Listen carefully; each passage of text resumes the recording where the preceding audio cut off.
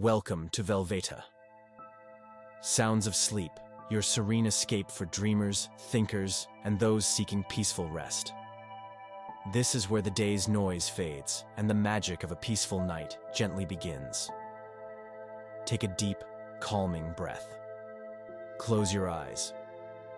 We will guide you with soft-spoken stories and ambient narratives, helping you drift into the peace you deserve.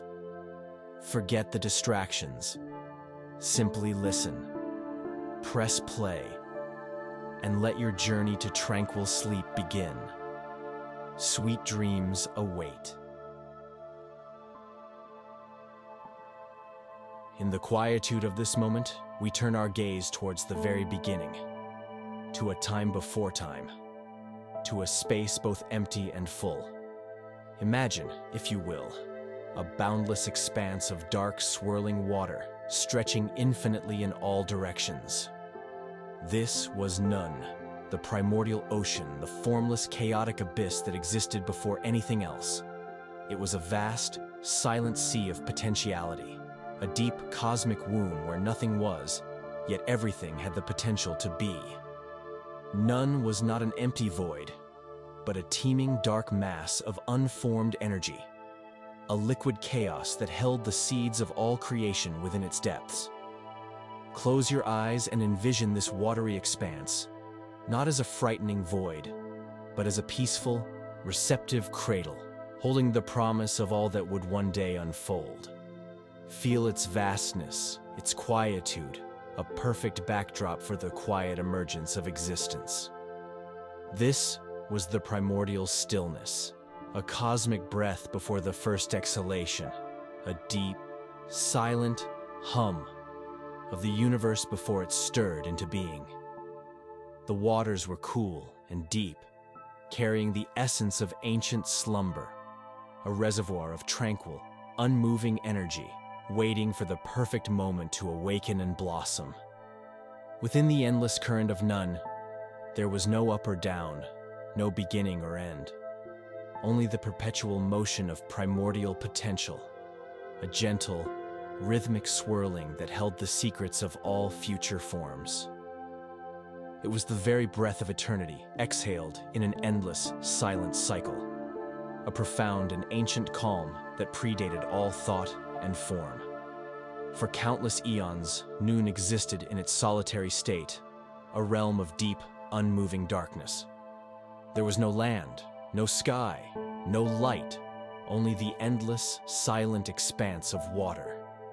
But within this profound stillness, a consciousness began to stir. From the depths of none, from the very essence of the primordial waters, emerged the first god, Atum. He was the self-created one, the complete one, who rose from the watery chaos like a lotus blooming in slow motion, pushing through the dark surface with a quiet determination. Atum was alone in the vastness, a solitary figure of immense power and potential, yet his presence was not one of loneliness, but of profound self-sufficiency. Imagine him slowly rising, his form gradually taking shape from the swirling mists of none, his contours defining themselves with quiet majesty, radiating a soft, internal light that gently pushed back against the infinite darkness. His breath was the first gentle breeze that rippled across the surface of the waters, his movements like the slow, deliberate drift of nascent continents, a testament to the immense, yet gentle power of primordial life. He was the silent architect of existence, contemplating the vast emptiness around him. And from that contemplation, the very concept of being began to form. His thoughts, like gentle ripples, spread across Nun, carrying the seeds of the coming cosmos.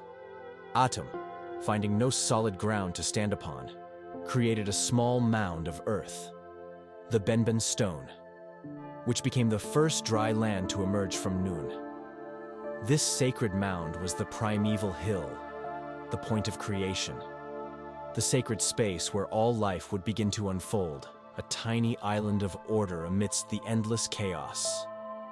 It was a symbol of stability and order rising from chaos, a quiet promise of a structured world to come, a firm foundation upon which the nascent universe could build.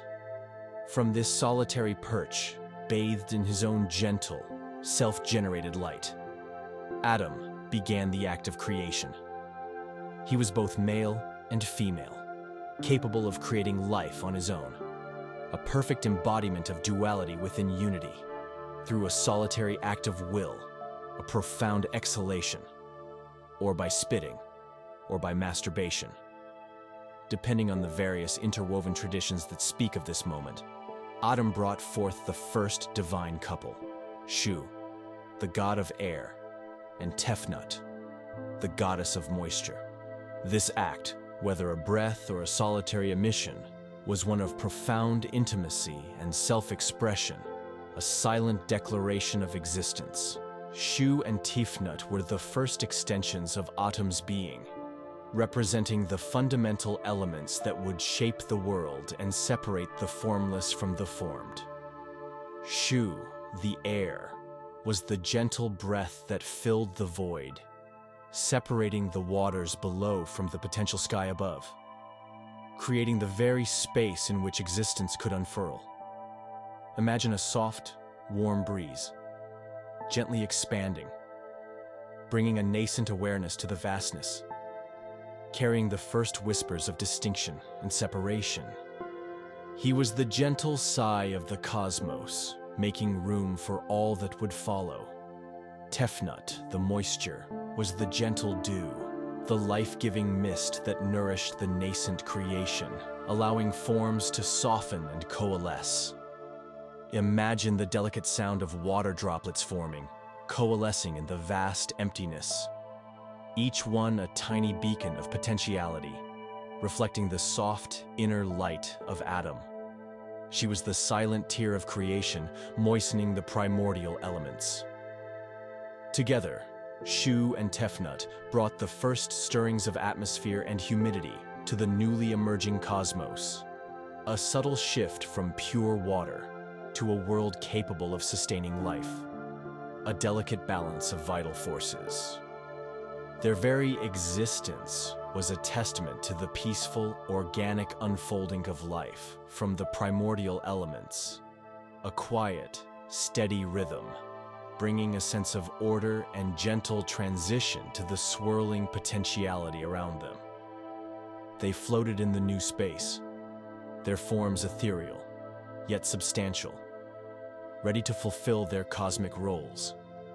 Shu and Tefnut, in their exploration of the vast, formless none, became lost in the primordial waters, swallowed by the endless depths of their origin.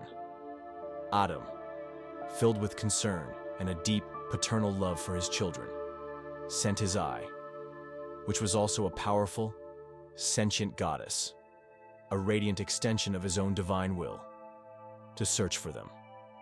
This eye, known in some traditions as the Eye of Ra, a concept that would later merge with Ra as the dominant sun god, journeyed through the dark, formless waters, its gentle light piercing the ancient gloom. After a long and patient search, a period of quiet longing and watchful waiting, the Eye of Atum returned, bringing Shu and Tefnut back to their father. Atum, overjoyed at their reunion, shed tears of pure joy and profound relief. These tears, glistening like morning dew, fell upon the sacred Benben stone, the first mound of earth. From the very essence of these divine tears, imbued with the Creator's profound emotion, rose the first humans. This act of creation, born from divine emotion and a joyous reunion, imbued humanity with a unique connection to the gods and the very essence of creation itself. The humans, emerging quietly from the divine tears, stretched their new limbs in the soft, uncertain light of creation. The first stirrings of consciousness breathing life into the newly formed world. A new species born of divine love in the deep, silent workings of the cosmos. Their first breaths were soft sighs, blending with the gentle breeze of Shu and the subtle moisture of Tefnut, embodying the harmonious elements from which they sprang. As the first humans stirred on the Benben stone, a new layer of creation began to unfold through the union of Shu and Tefnut. They gave birth to their own divine children, completing the celestial framework. Geb, the god of the earth, and Nut, the goddess of the sky. Geb and Nut were deeply in love, eternally intertwined, lying in a close, passionate embrace. Their constant closeness, however, prevented the world from having space and light. They were a beautiful, chaotic unity that left no room for the emergence of distinct forms and beings. Imagine them as a vast, gentle embrace, their forms creating a beautiful but confining unity. A cosmic hug that held all potential within its tight grasp. To allow for the world's expansion and the flourishing of life, Atum, or sometimes Shu himself, gently separated them. Shu, the air god, with immense strength yet delicate care, lifted Nut, the sky goddess, above Geb, the earth god, creating the vast, breathable space between the heavens and the earth. Nut, stretching her starry body across the vast expanse, became the arched dome of the sky, her limbs touching the distant horizons, adorned with the twinkling lights of future stars. Geb, lying beneath her, became the solid ground, the fertile earth from which all life would spring, his body forming the mountains, valleys, and plains. This separation was not a violent act, but a gentle unfolding. A cosmic breath creating the fundamental structure of the world, providing space for light and life to flourish. A harmonious expansion of the cosmos.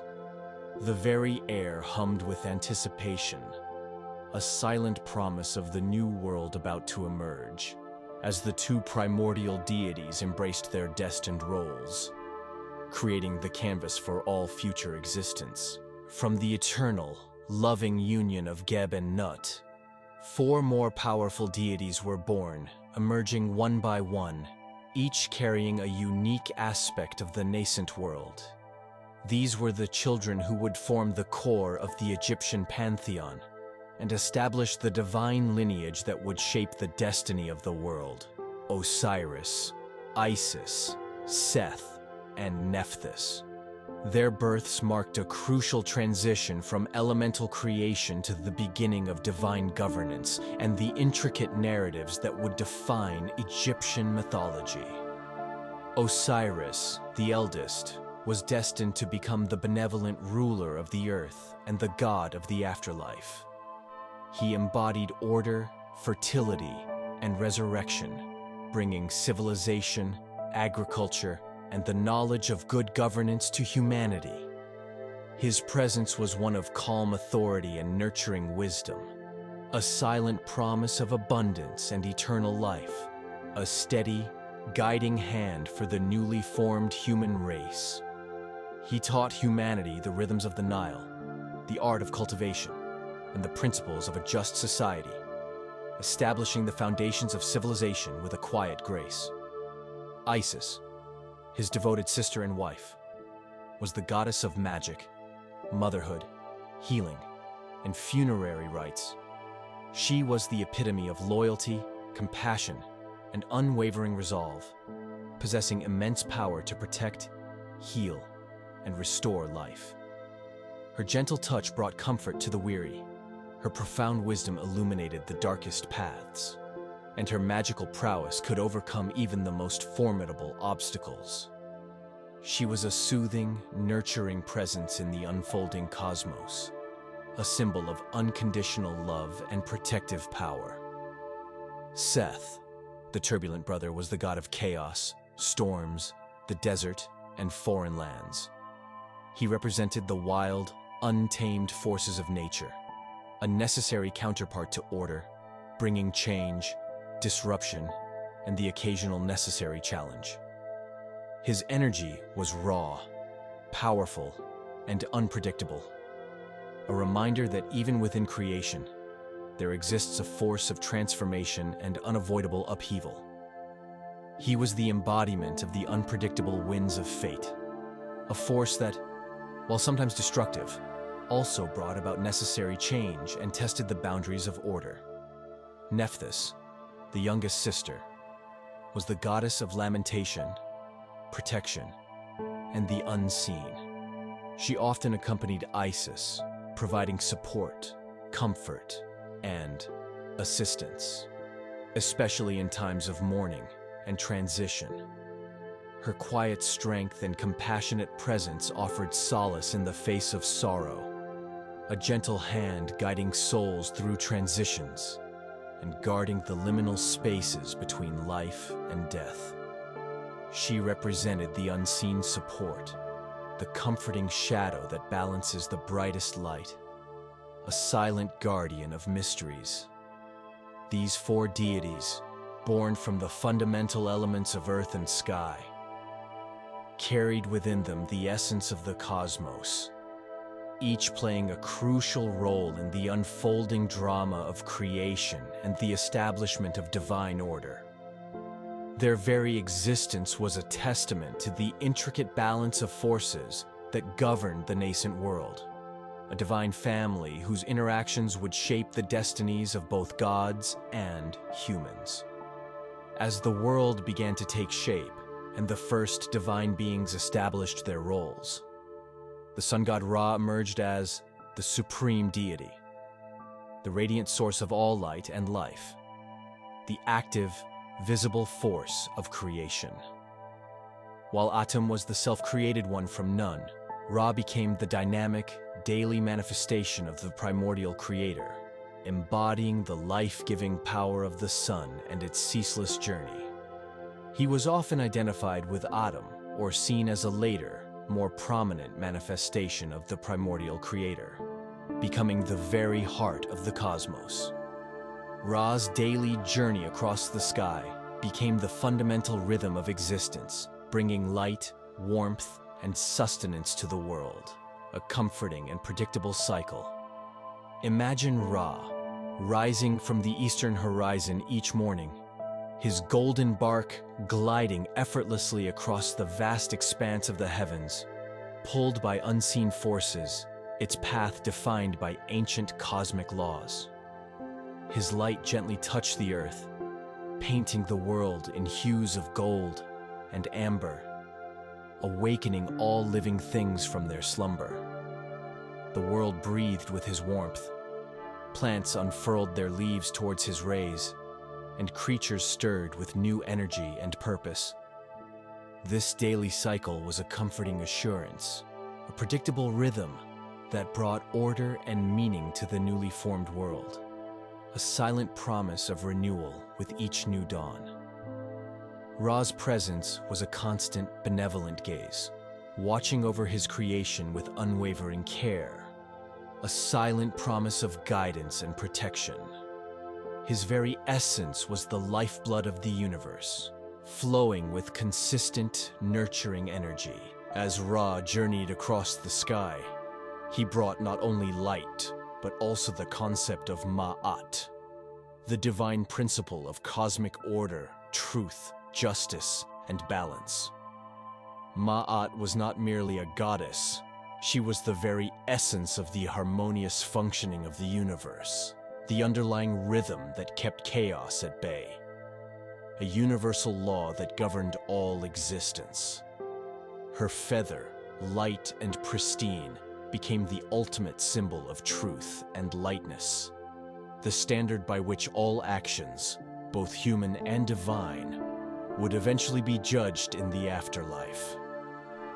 The establishment of Ma'at was crucial for the stability of the world, ensuring that creation would not revert to the primordial chaos of none, but would instead thrive in an ordered and just manner. Her presence was a gentle, guiding hand, an unseen force ensuring that all things remained in their proper place, a silent guardian of universal harmony.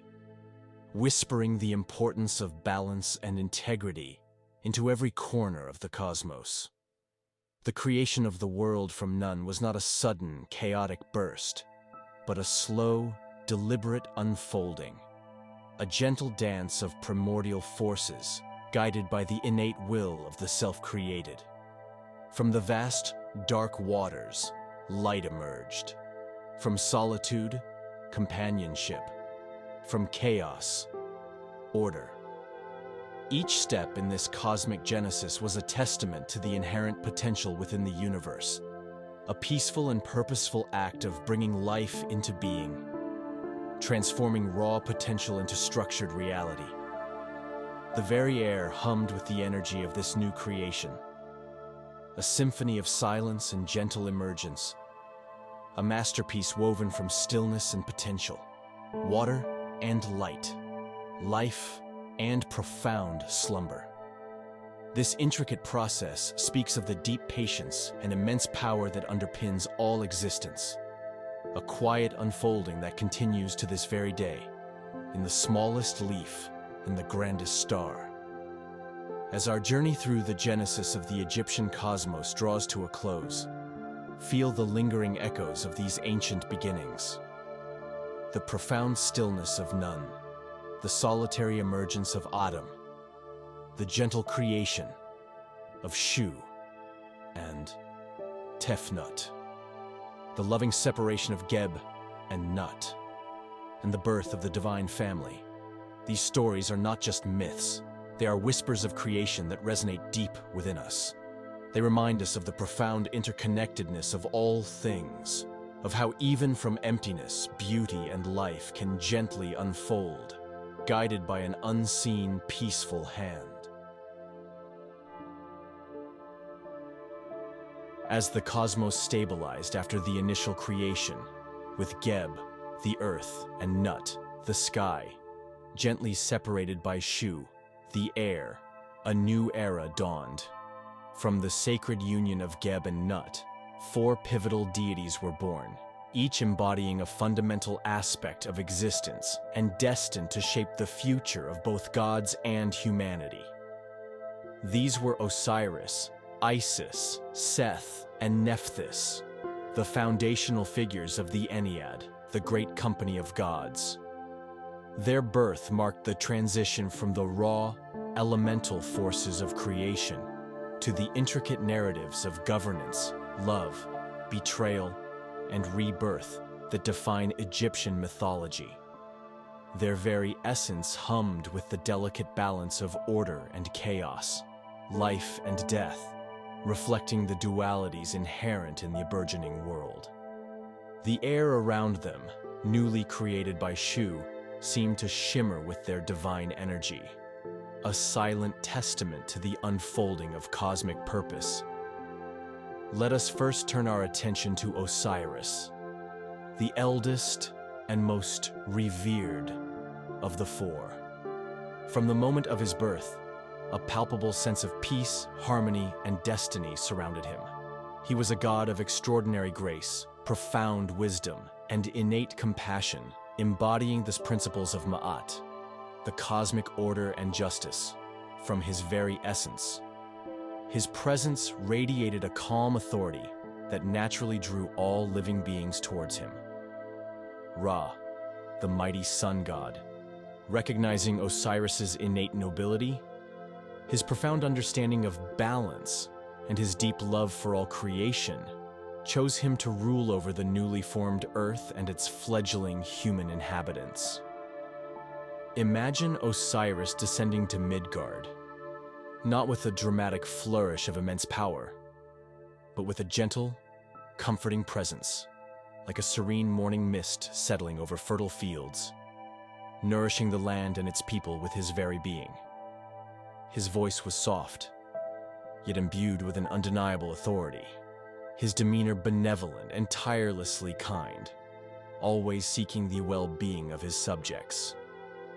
Osiris, with his compassionate heart and far-seeing wisdom, dedicated himself tirelessly to civilizing humanity, guiding them from a chaotic, primitive existence towards a life of order, prosperity, and spiritual understanding. He taught them the art of agriculture, showing them not only how to cultivate the fertile black lands along the life-giving Nile, but also the profound sacredness of the land. He instructed them on how to prepare the soil, how to sow seeds in harmony with the river's floods, and how to harvest the abundant crops, ensuring their sustenance and the cyclical renewal of life. He introduced them to the practice of winemaking, transforming wild grapes into a drink of joy, celebration, and communal ritual, fostering bonds among the people. Furthermore, he established the very first laws and principles of justice, teaching people how to live in harmony with one another, how to resolve disputes with fairness and wisdom, and how to respect the delicate balance of Ma'at in their daily lives. Under his gentle, unwavering reign, Egypt flourished beyond imagination, becoming a land of unparalleled prosperity, profound order, and deep spiritual understanding. The fields hummed with the quiet industry of cultivation. The granaries overflowed with bountiful harvests, and the hearts of humans were filled with gratitude and a newfound sense of purpose.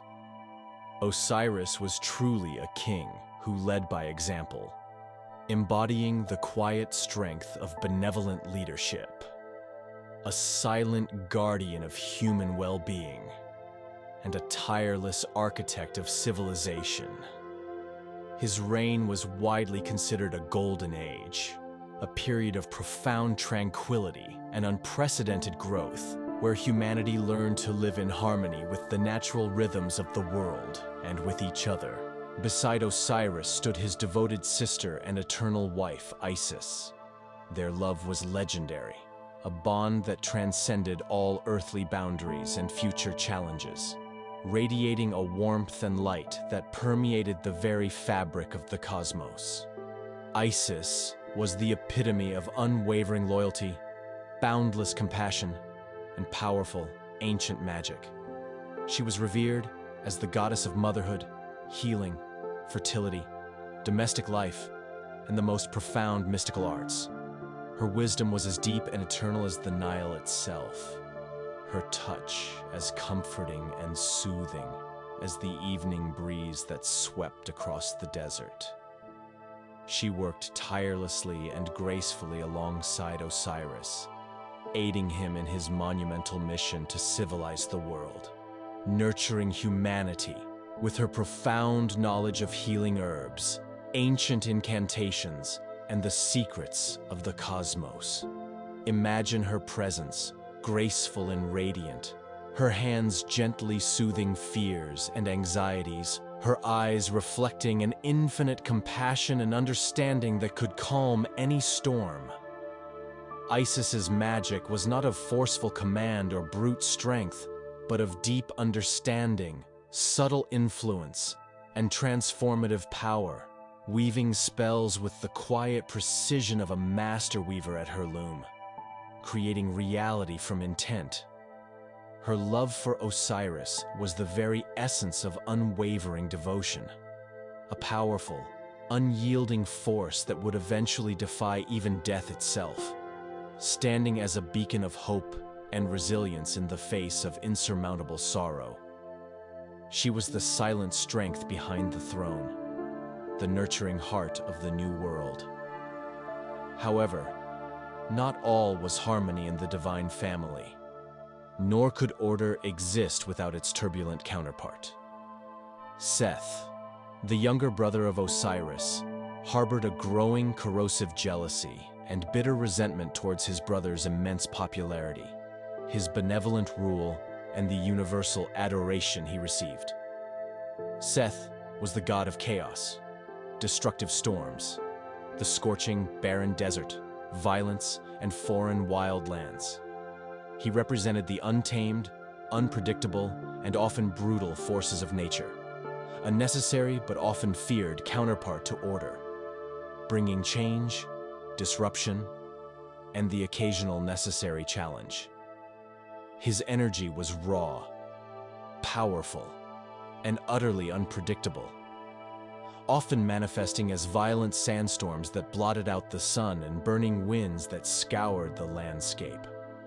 While a vital part of the cosmic balance, for chaos is necessary for creation and renewal, his nature leaned inherently towards discord and destruction.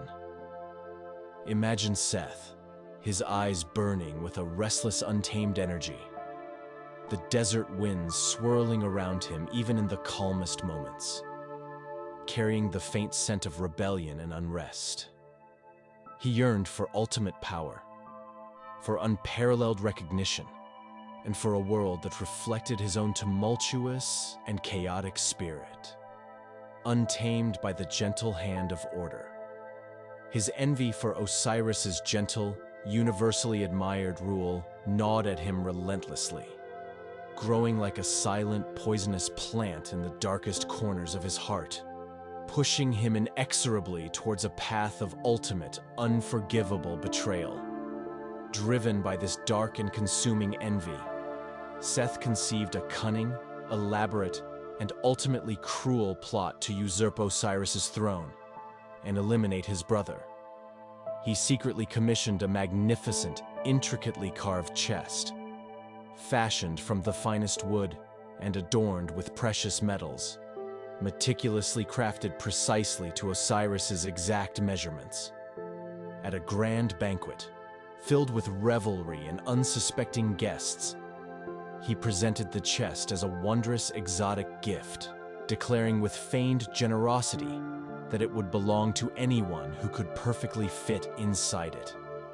One by one, the eager guests tried, but none could fit the chest perfectly, either being too tall, too short, too wide, or too narrow. Finally, Osiris, innocent, trusting, and ever gracious, stepped forward to demonstrate, laying down within the chest. As soon as his body settled perfectly within its confines, Seth and his 72 conspirators, moving with chilling swiftness, slammed the heavy lid shut, sealed it permanently with molten lead, and then, with cruel satisfaction, cast the sarcophagus containing their living king into the tranquil waters of the Nile. The serene waters of the river, usually a source of life and abundance, now carried the body of the murdered king, a dark secret drifting silently towards the sea. A profound act of betrayal that rippled through the very essence of the world. The cosmos itself seemed to shudder with a quiet shock, a deep tremor of imbalance reverberating through the newly established order, as if the sun had momentarily forgotten its path. With Osiris tragically gone, plunged into the deep, dark abyss of the river, chaos threatened to engulf the land that he had so carefully nurtured. Seth violently seized the throne, unleashing a reign of terror and discord, marked by relentless storms, barren lands that refused to yield crops, and bitter disputes among humanity. The glorious golden age of Osiris was brutally shattered, and the world plunged into a period of profound despair, instability, and fear. But the profound, unyielding love and unwavering determination of Isis, Osiris's devoted wife, would not allow this horrific tragedy to be the ultimate end. She was consumed by an unbearable grief, yet her spirit remained utterly unyielding, fueled by an unbreakable bond of love and a burning desire for justice. Imagine her silent, determined quest, her eyes filled with sorrow but also burning with an unshakable purpose, a beacon of light in the growing darkness. Isis embarked on a long, arduous, and perilous journey, wandering tirelessly through the desolate swamps and across the scorching deserts of Egypt and beyond, enduring countless hardships, asking every person, spirit, and creature she encountered for any sign of her beloved husband's body. Her grief was palpable, a tangible weight that hung in the air, yet her hope was a powerful, unwavering beacon in the engulfing darkness, guiding her steps. She eventually found the chest, miraculously embedded within the trunk of a giant tamarisk tree that had grown around it in the distant land of Byblos, symbolizing life's persistent embrace even over death. With immense magical prowess, deep knowledge of ancient rites, and gentle, unwavering strength, she carefully retrieved the chest, gently freeing it from the tree's embrace, and meticulously brought Osiris's body back to Egypt, hoping desperately to revive him. Her journey was a testament to the power of love to overcome unimaginable loss, a silent, persistent, and deeply spiritual journey of hope and enduring devotion. However, Seth, ever vigilant and consumed by his malevolent desires, soon discovered that Isis had recovered Osiris's body. Enraged beyond measure that his dark deed might be undone, he was consumed by a new, furious madness. In a fit of uncontrollable, destructive fury, he brutally seized Osiris's body and dismembered it into 14 scattered pieces, flinging them across the entire land of Egypt, from the fertile delta to the barren deserts, making it almost impossible for them to be reunited.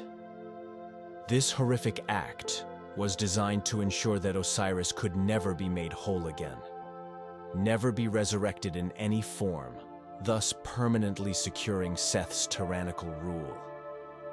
The dismemberment plunged Isis into even deeper despair, a sorrow that threatened to consume her. Yet paradoxically, it only strengthened her resolve, sharpening her focus and igniting an even fiercer determination. Imagine the quiet horror of this act. The sacred body of the benevolent king scattered across the land, a heart-wrenching symbol of fragmentation, loss, and the triumph of chaos. Once again, Isis embarked on a sacred, sorrowful, and painstaking quest, this time courageously accompanied by her quiet, compassionate, and utterly loyal sister, Nephthys.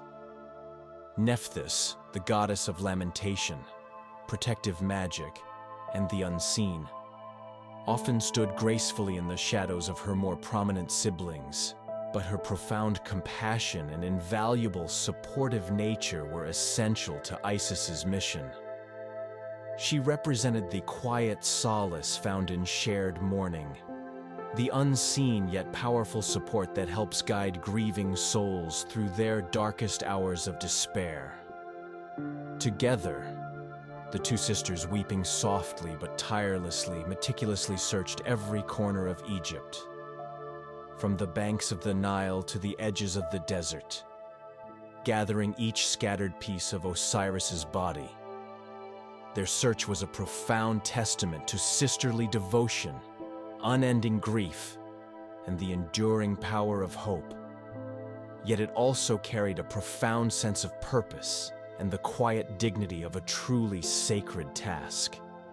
They moved through the vast, mournful landscape with gentle precision, each discovery of a piece of Osiris's body a small, quiet victory against despair, a step closer to healing the broken world.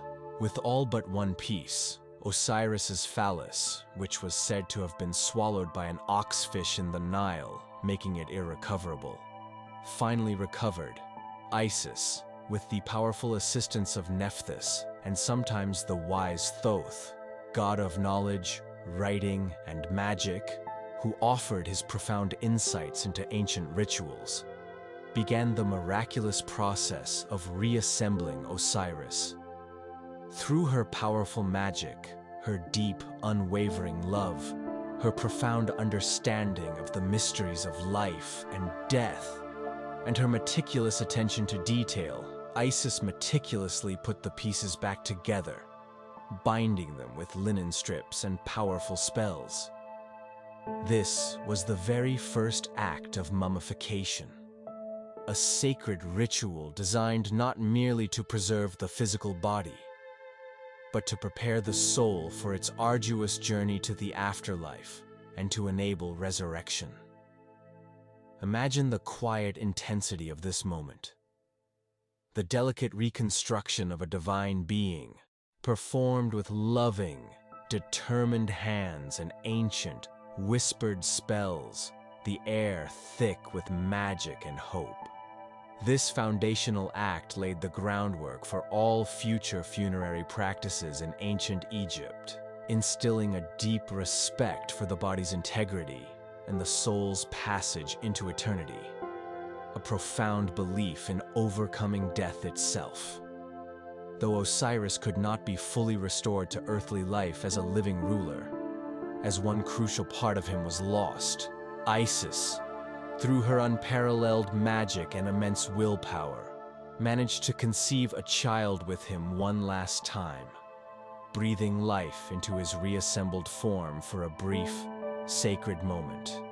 This miraculous conception gave birth to Horus, the falcon-headed god, who was destined to avenge his father's unjust death and ultimately restore order to the cosmos.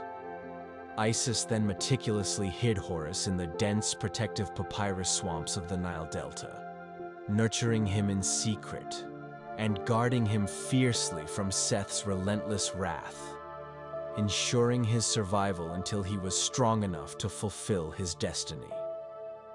This period of hidden growth and quiet anticipation became a profound symbol of hope for the future, a silent promise of justice waiting to unfold, a new dawn rising from the deepest shadows. Osiris, though no longer able to rule the living world, became the benevolent lord of the underworld, establishing the realm of the dead as a place of order, judgment, and eventual renewal. His story, therefore, became the central myth of the Egyptian afterlife, offering comfort, guidance, and the profound promise of resurrection and eternal life to all who lived according to the principles of Ma'at.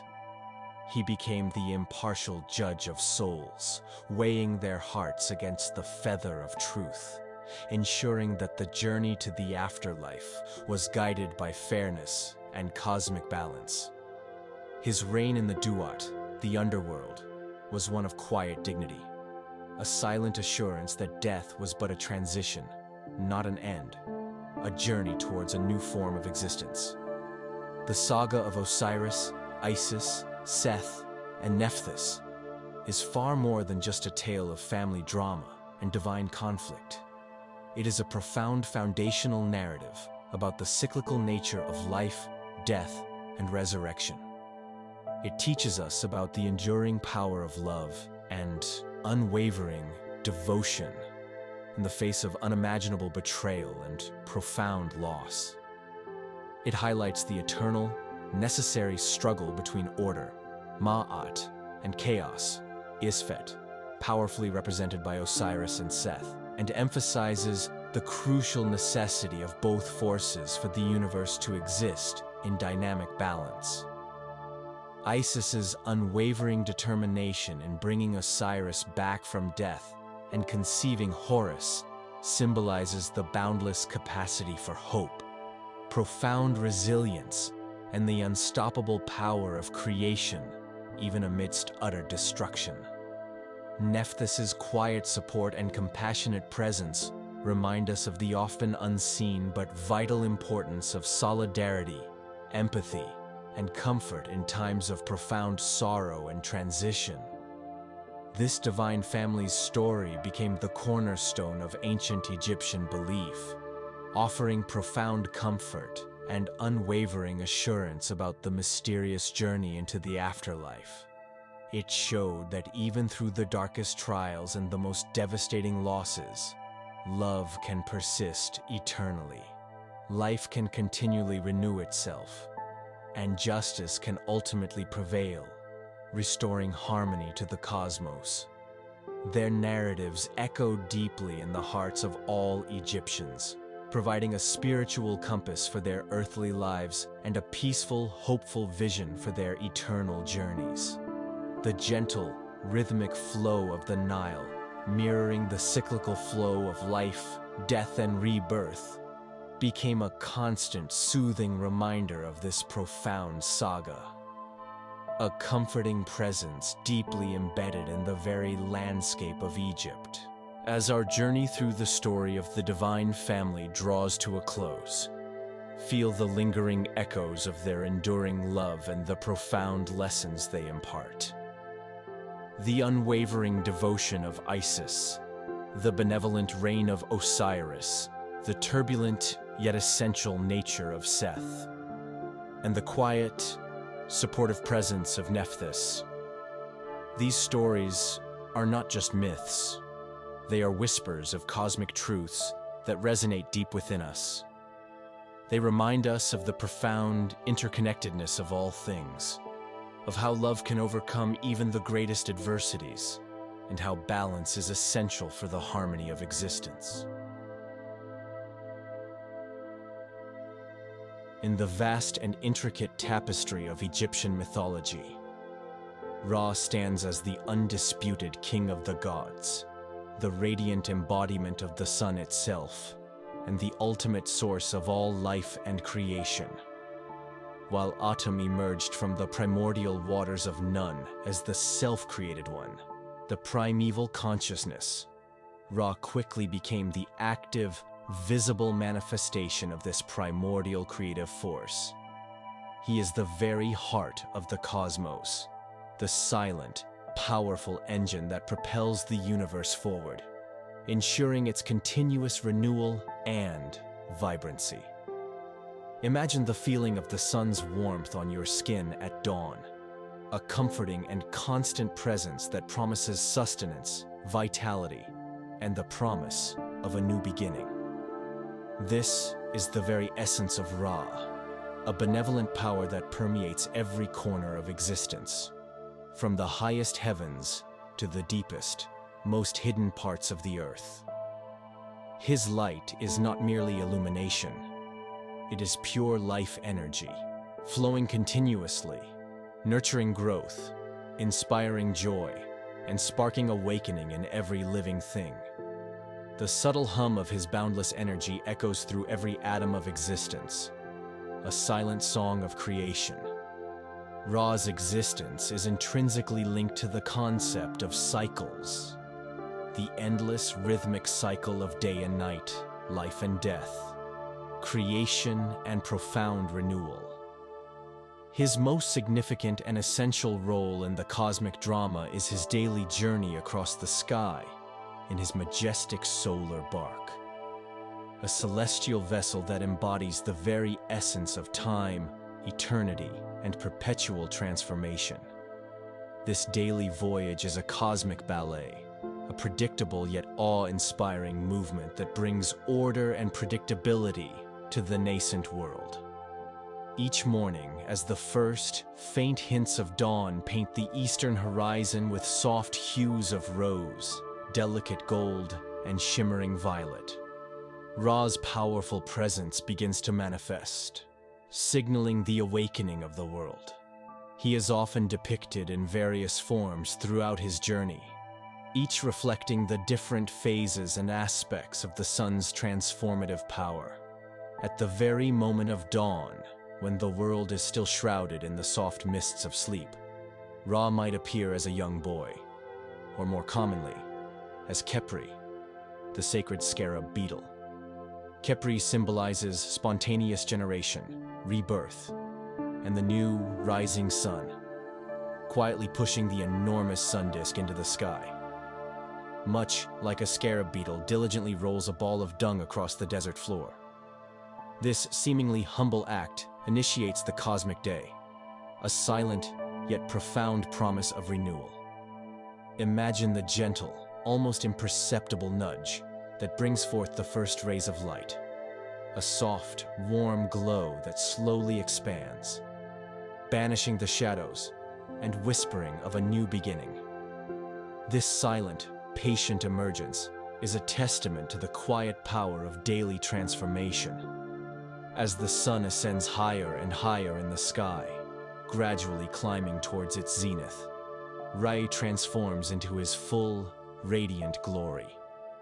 He becomes the powerful, awe-inspiring falcon-headed god, crowned with the brilliant solar disk and adorned with the sacred Uraeus cobra, ready to strike down any threats. This is Ra-Horakhti, Ra, who is Horus of the two horizons, representing the sun at its absolute peak, the apex of its power and undeniable influence.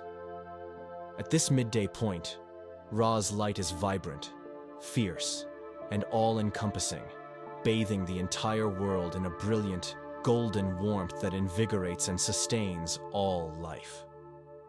He sails majestically across the heavenly ocean. His solar bark, known as the Boat of Millions of Years, gliding effortlessly through the celestial currents, guided by a steadfast retinue of other gods and divine entities who assist him on his profound journey. Imagine the profound silence of this grand voyage, broken only by the gentle hum of cosmic energy, as the divine vessel carries its precious cargo of light across the boundless expanse of the heavens. This journey is a testament to unwavering purpose, a slow, deliberate, and powerful march across the celestial dome, bringing light, order, and life to all corners of the world. The very air around the bark vibrates with a pure divine energy, unseen but deeply felt. The gods and entities who accompany Ra on his solar bark are not mere passengers. They are crucial to maintaining the cosmic balance and ensuring the successful completion of his journey.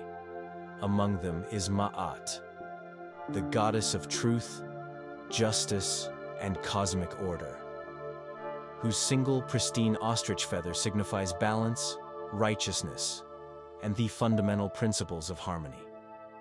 Her presence ensures that Ra's voyage proceeds smoothly, upholding the universal harmony and preventing chaos, Isfet, from re-emerging and disrupting the established order. Thoth, the god of wisdom, writing, magic, and the moon, meticulously records the events of the journey, offers profound counsel, and provides magical protection. Sia, the personification of perception and understanding, and Hu, the personification of divine utterance and creative command, also assist, embodying the intellect, insight, and the power of speech necessary for divine creation and control. Imagine these deities, serene and deeply focused, maintaining their positions on the bark, their collective power and wisdom ensuring the sun's steady, unhindered path. They are a silent symphony of cosmic governance, each playing a vital role in the preservation of existence. Even the silent movement of the stars and planets is a testament to their unwavering dedication.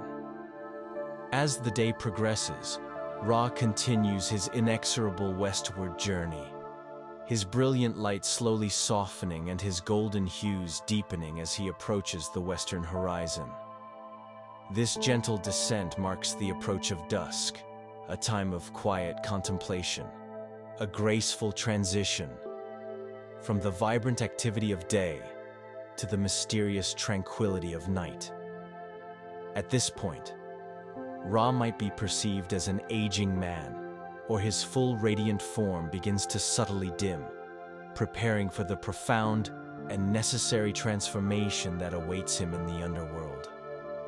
The colors of the sky shift dramatically, painting the heavens with fiery oranges, deep purples, and soft, ethereal blues, signaling the beautiful end of the earthly day and the mysterious beginning of the nocturnal voyage. This transition is not a moment of fading or weakening, but of essential preparation, a quiet gathering of immense energy for the perilous challenges and vital renewal that lie ahead in the depths of the Duat. The world exhales a collective sigh, readying itself for the nightly embrace of shadows. With the setting of the sun, Ra embarks on the most perilous, yet absolutely essential part of his journey. His passage through the Duat, the underworld, the mysterious land of the dead. This nocturnal voyage is crucial not only for the renewal of the sun itself, but also for the rebirth and regeneration of all life that exists on Earth and beyond. In the Duat, Ra transforms once more, often depicted as a ram-headed god, symbolizing his profound connection to the creative, chthonic forces of the earth and his journey through the netherworld, where life and death intertwine. His majestic solar bark now becomes a resilient vessel navigating the treacherous dark waters and labyrinthine caverns of the underworld, encountering a myriad of both benevolent allies and formidable, often terrifying adversaries. The air here is thick with ancient magic and the silent whispers of departed souls. The Duat is meticulously divided into 12 distinct regions, each corresponding to the 12 hours of the night.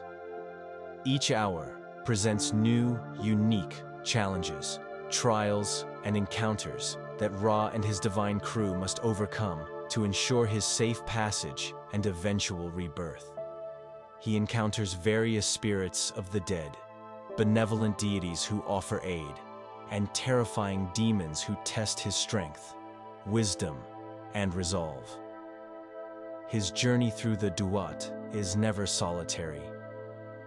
He is constantly accompanied by his loyal retinue of gods, including the steadfast Ma'at, who ensures balance even in the realm of the dead, and the wise Thoth, who guides him with his knowledge of secret paths and powerful spells.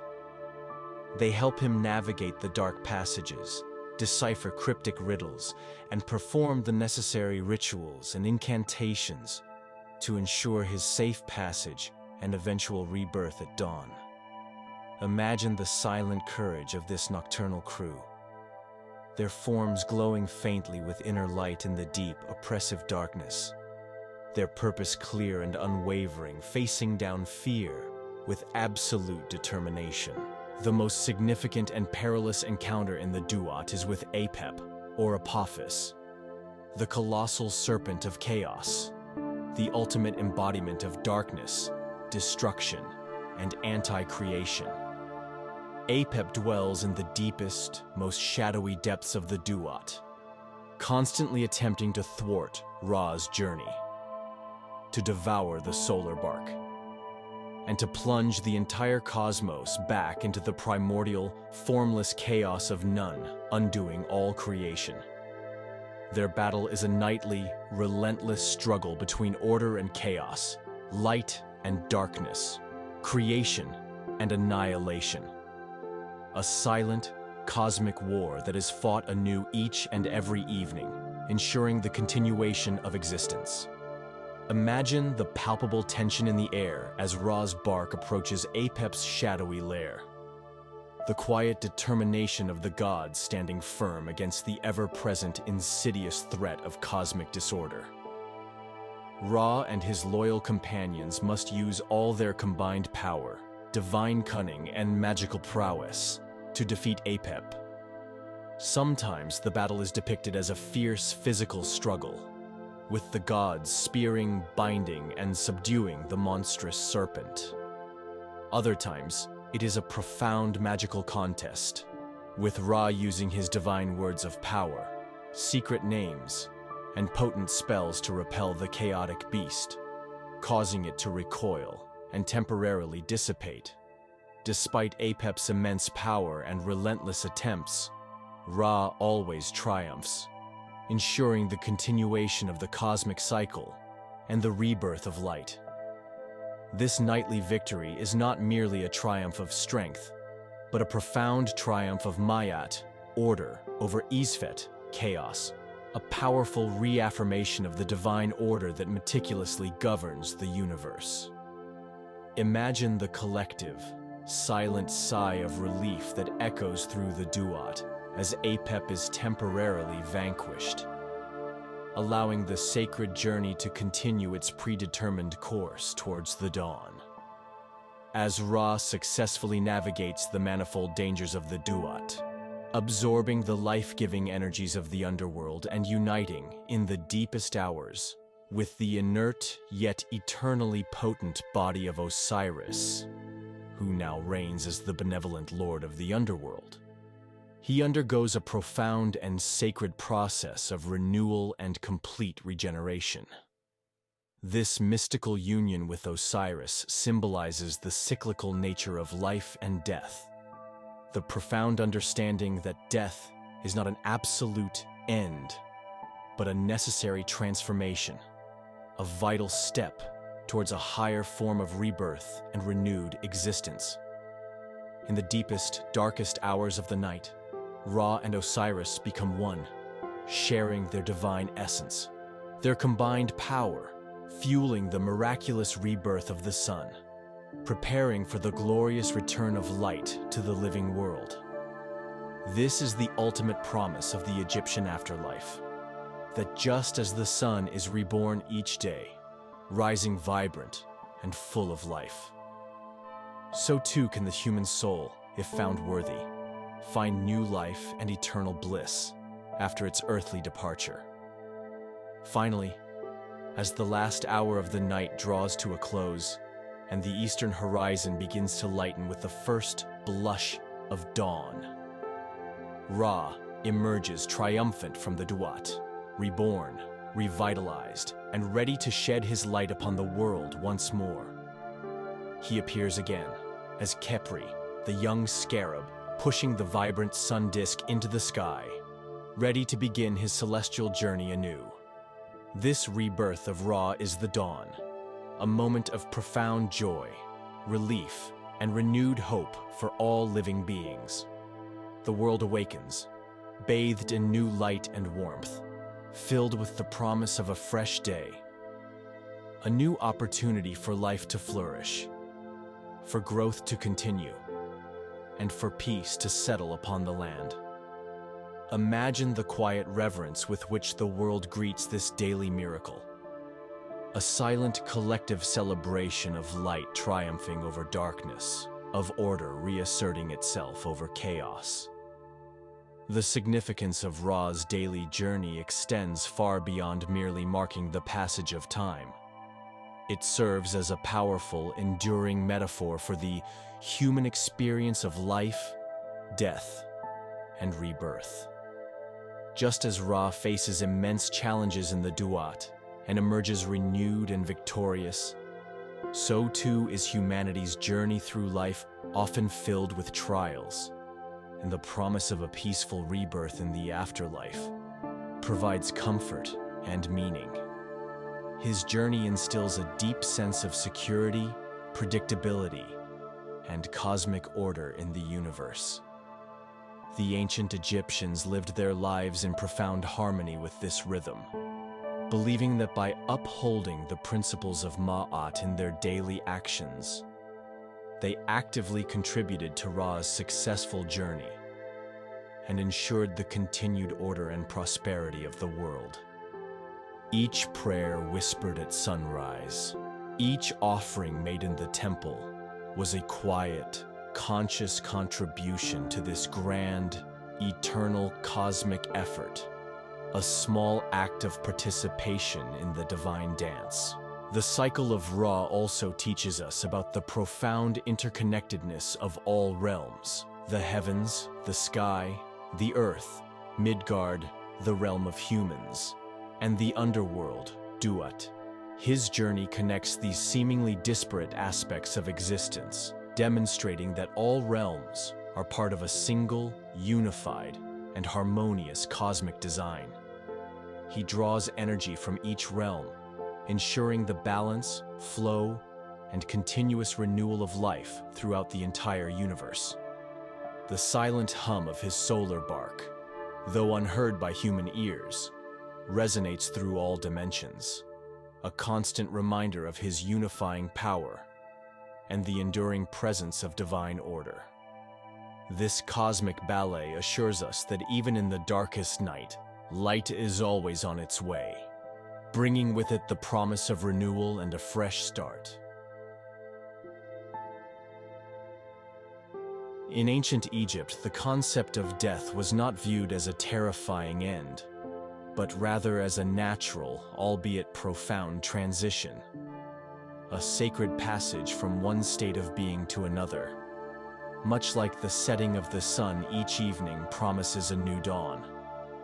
It was perceived as a continuation of life, but in a different, spiritual realm. This journey led to the Duat, a vast, mysterious, and often perilous realm said to exist beneath the earth, intricately woven into the very fabric of the cosmos. The Duat was not a place of eternal punishment in the Abrahamic sense, but rather a crucible of purification, judgment, and ultimately transformation, designed to test the soul's purity and prepare it for the eternal fields of abundance and bliss. Imagine it as a shimmering, ethereal landscape, often depicted with daunting, dark caverns, rivers flowing with both fire and cool waters, shadowy plains, and hidden pathways, yet surprisingly permeated by the gentle hum of ancient, powerful magic and the distant, hopeful whispers of countless souls embarking on their timeless voyage towards the light. The very air here, though unseen, carried the weight of ages, the essence of countless journeys, yet also the light of profound, unwavering hope for a renewed existence. At the heart of the journey through the Duat lies the crucial and deeply spiritual understanding of the human soul's components. For the Egyptians, a person was comprised of several distinct, yet intricately interconnected spiritual elements that had to reunite and endure beyond physical death to achieve eternal bliss and join the blessed dead. First, there was the Ka, the life force or vital essence, an ethereal duplicate or spiritual twin of the individual, born with the person and surviving physical death. The Ka required sustenance, offerings of food, drink, and even the scent of incense, and a secure physical resting place, often the perfectly preserved body or a meticulously crafted statue, to survive and thrive in the afterlife. Imagine the Ka as an ethereal, shimmering counterpart of the deceased, forever connected to their earthly form, forever seeking comfort and continuation. Then there was the Ba, often depicted as a human-headed bird, a bird with the head of the deceased, representing the personality, individuality, and profound mobility of the soul. The Ba possessed the freedom to travel freely between the tomb and the living world, revisiting loved ones, savoring cherished memories, and enjoying the familiar sights and sounds of their earthly home. It was the unique essence of a person, their character, their spirit, their very consciousness, allowing them to remain connected to both realms. Finally, there was the Ak, the blessed transfigured spirit, the ultimate goal of the journey. This luminous aspect of the soul achieved eternal union with the gods after successfully navigating the treacherous Duat and passing the solemn judgment in the Hall of Ma'at. The ultimate goal of the elaborate funeral rites and the arduous journey through the Duat was to transform the Ka and Ba into the radiant, glorious Ak, a being of pure light, profound wisdom, and eternal peace. Feel these subtle yet profound distinctions, each a vital facet of your own enduring essence, meticulously prepared for a journey far beyond the veil of mortal existence. Upon death, the initial paramount preparation for the soul's grand journey began with the body. The deceased's physical form underwent the meticulous, sacred, and highly complex process of mummification, a ritual perfected over millennia and considered an essential prerequisite for eternal life. This elaborate process, often lasting a precise 70 days, symbolizing the celestial cycle of the star Sothis, associated with Osiris, involved carefully removing the internal organs, which were then ritually cleansed, embalmed, and preserved separately in 4 sacred canopic jars, each protected by a son of Horus, drying the body thoroughly with natron salt, anointing it with fragrant resins, precious oils, and perfumes, and finally carefully wrapping it in hundreds of yards of linen bandages, often interspersed with protective amulets. This was not merely physical preservation. It was an act of profound sacred transformation, designed to make the body eternal, incorruptible, and a suitable, enduring vessel for the Ka to return to and inhabit in the afterlife, serving as a permanent anchor for the spirit. Imagine the quiet, reverent hands of the embalming priests performing these intricate rites, their movements slow, deliberate, and deeply spiritual, each step infused with profound religious meaning, preparing the deceased for their profound, eternal voyage. The air in the embalming chamber, though solemn, was thick with the rich, earthy scent of spices, aromatic resins, and purifying oils. Truly, a perfume of eternity. Once the mummification was complete and the body transformed into a mummified form, the deceased was placed within a series of nested coffins, often intricately adorned with protective amulets, images of deities, and powerful spells drawn from the Book of the Dead. The grand funeral procession would then carry the coffin, sometimes on a ceremonial boat, to the tomb, a meticulously prepared structure designed not merely as a burial place, but as a vital gateway to the Duat, a dwelling for eternity. Here, the supremely vital ritual of the opening of the mouth ceremony was performed. Priests, often wearing masks of Anubis, using special ritual tools, would symbolically touch the mouth, eyes, nose, and ears of the mummy or a statue of the deceased, ritually restoring its ability to breathe, see, hear, and speak, and thus truly perceive and interact with the spiritual realm in the afterlife. This ensured that the Ka and Ba could fully function, communicate, and navigate their new environment, preparing the soul for its next great and wondrous adventure. Imagine the gentle, almost imperceptible touch of the ritual tools, subtly bringing vitality and sensory perception back to the inert form, breathing spiritual life into the eternal journey. The prayers accompanying this rite were soft, profound murmurs, inviting the soul to awaken to its new existence. The journey through the Duat itself was often depicted as a perilous, yet ultimately purposeful, nocturnal voyage, mirroring Ra's own nightly passage through the underworld to ensure his rebirth. The deceased's soul, now as a combination of the active Ka and the mobile Ba, would embark on a celestial boat, much like Ra's solar bark, navigating dark, winding rivers, passing through 12 distinct gates or cavernous regions, each corresponding to an hour of the night.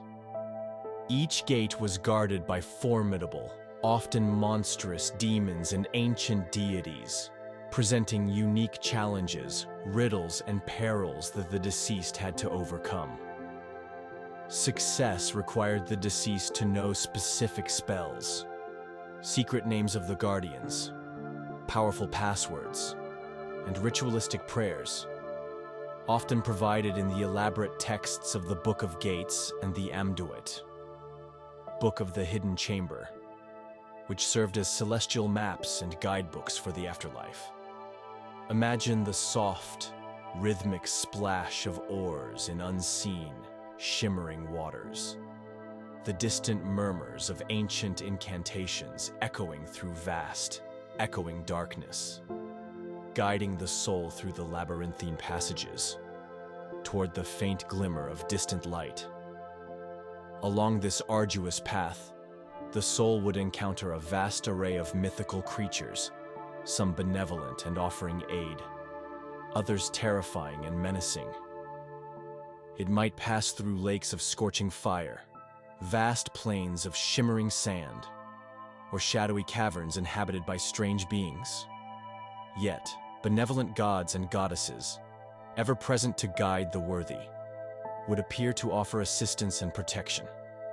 Thoth, the ibis-headed god of wisdom, knowledge, and scribe of the gods, would illuminate the path with his divine intellect and record the soul's progress. Anubis, the jackal-headed god of mummification, cemeteries, and guide of souls, would lead the way.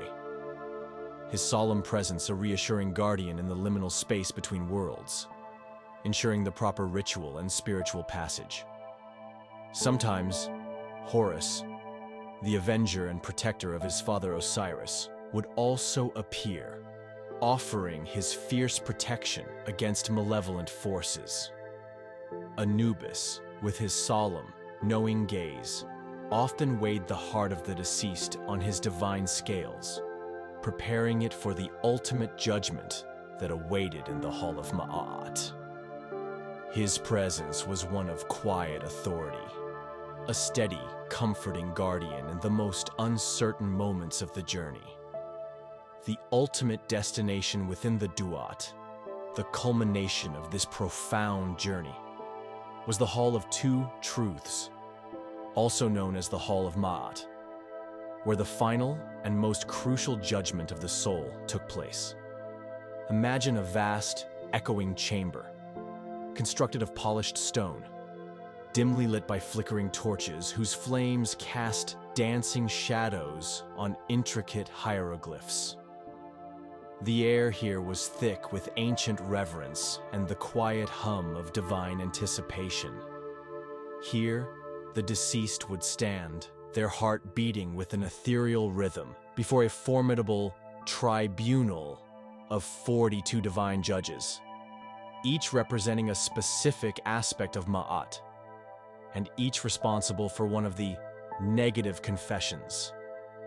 This was a moment of profound spiritual accountability, a silent, weighty reckoning of one's entire earthly life, a moment of absolute truth. At the very center of this solemn hall stood the majestic and sacred scales of Ma'at, gleaming with divine light. On one pan of the scales lay the sacred feather of Ma'at, the symbol of truth, justice, cosmic order, and perfect balance. Impossibly light, yet immeasurably significant, representing the ideal standard of living. On the other pan, the heart of the deceased was carefully placed. The heart, for the Egyptians, was not merely a physical organ, but the sacred seat of intellect, emotion, memory, conscience, and moral character. The true, indelible record of one's deeds, intentions, and character during their earthly existence. Imagine the slow, deliberate, almost imperceptible movement of the scales. A hushed anticipation filling the vast hall as the cosmic balance hung in the air. Anubis, the jackal-headed god of the dead, diligently supervised the precise weighing of the heart, ensuring absolute fairness and impartiality in this most critical of judgments. Thoth, the ibis-headed god, stood ever ready with his scribe's palette and papyrus scroll, meticulously recording the verdict, his quiet presence embodying meticulous accuracy, divine wisdom, and the unblemished record of all things. The deceased, guided by Thoth, would then recite the negative confession, a long litany of affirmations declaring their innocence of a comprehensive list of sins. I have not stolen. I have not killed. I have not told lies.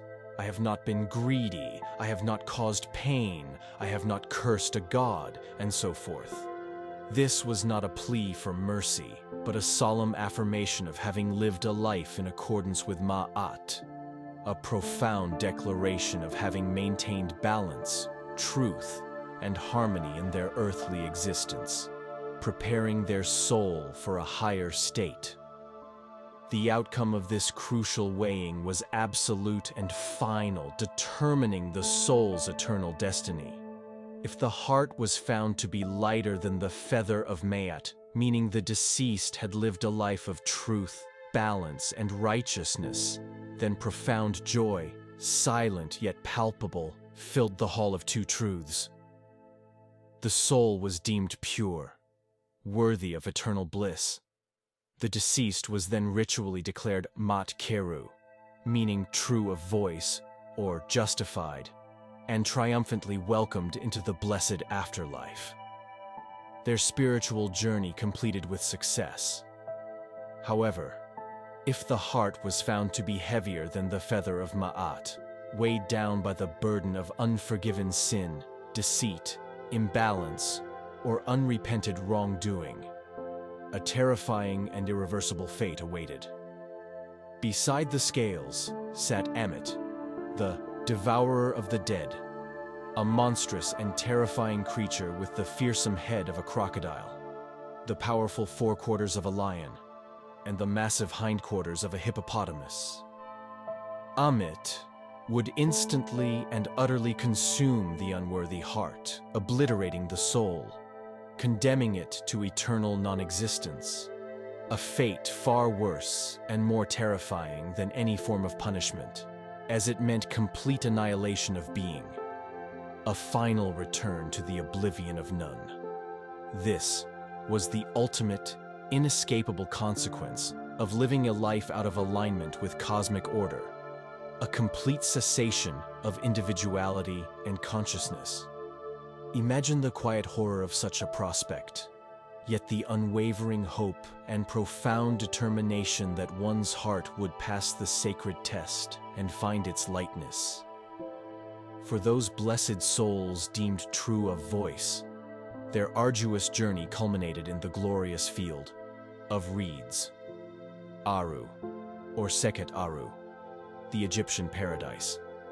Imagine a breathtaking landscape of eternal sunshine, perpetually fertile fields stretching endlessly under a clear blue sky, and crystal-clear rivers flowing with pure, life-giving water, reflecting the serene heavens. Here, the Ak, the luminous, transfigured spirit, would reunite fully and eternally with its purified Ka and mobile Ba, living a blissful existence remarkably similar to their ideal earthly life, but entirely free from pain, suffering, toil, hunger, or any form of sorrow. They would cultivate abundant crops with effortless joy, feast on delicious, perpetually regenerating food, and enjoy the unending company of loved ones and benevolent gods, living in a state of eternal contentment. The field of reeds was a place of endless peace, profound joy, and perpetual renewal. A perfect, idealized reflection of an ideal Egyptian life, lived in eternal harmony with the divine, a silent promise of everlasting happiness. It was a place where every harvest was bountiful, every moment filled with quiet contentment, and the air was always sweet with the intoxicating scent of blooming lotuses and fresh harvests.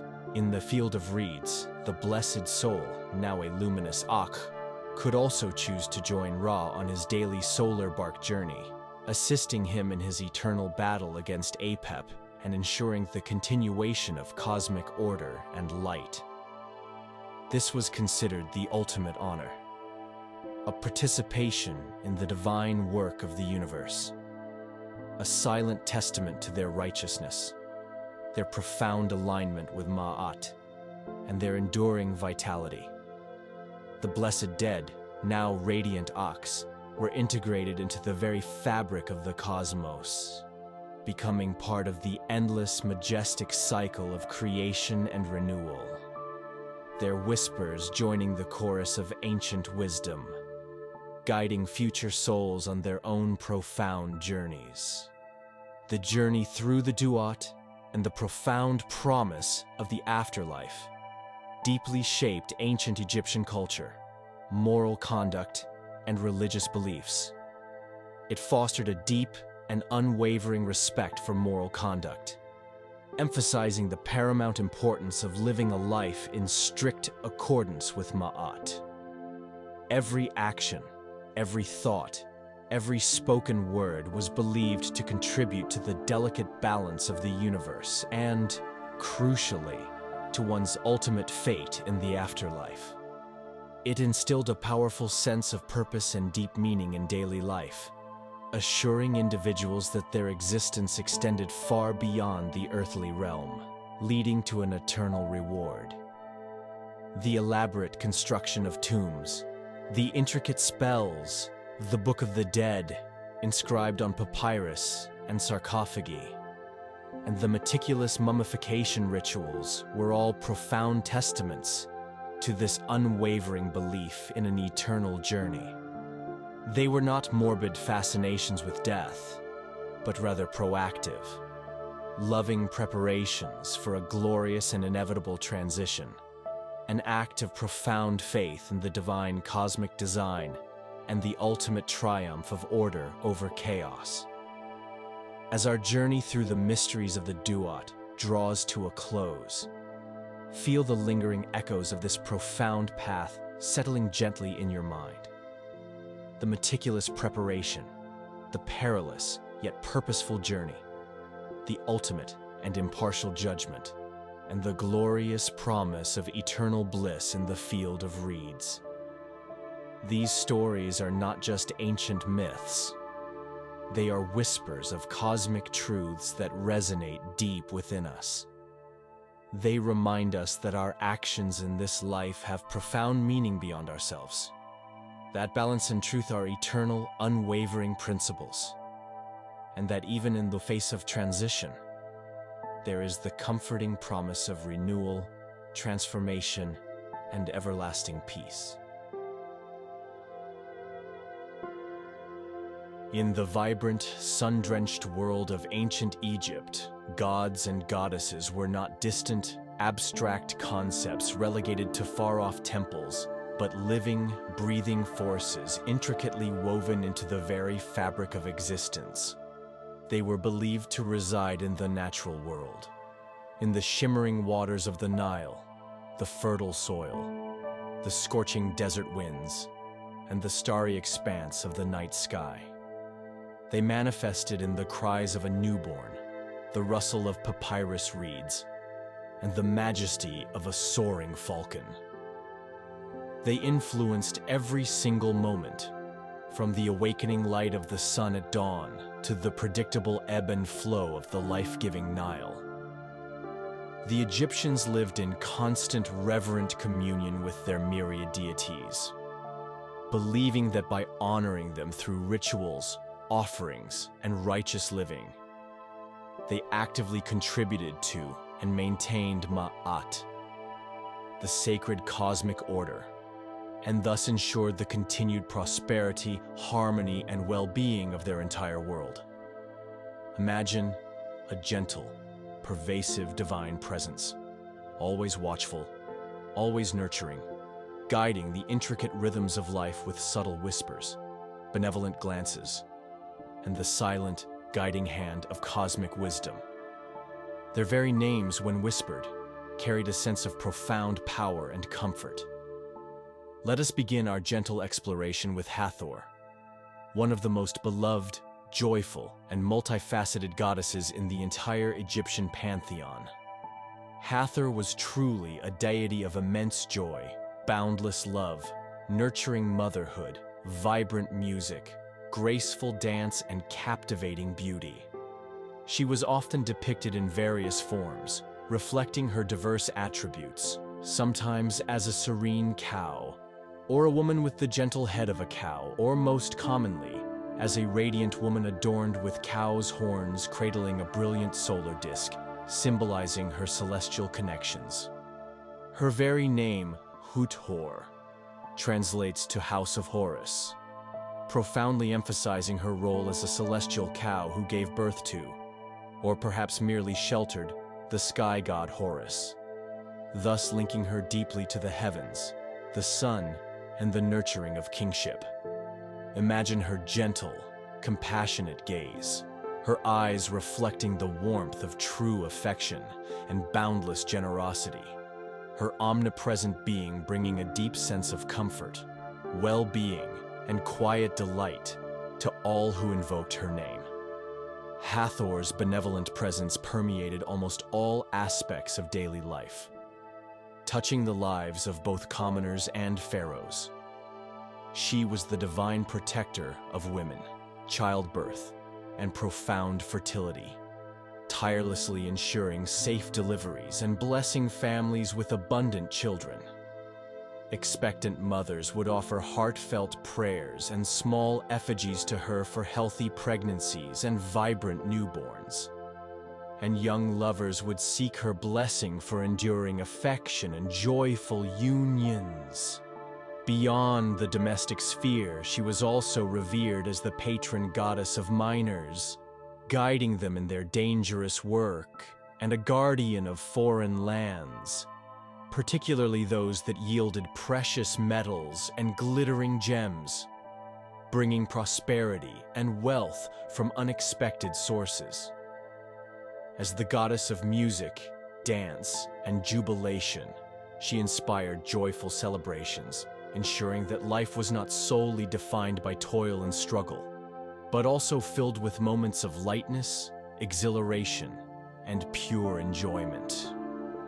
Her sacred instrument was the sistrum, a percussive rattle whose gentle rhythmic shaking was believed to ward off evil spirits, disperse negative energies, and invite benevolent, harmonious influences.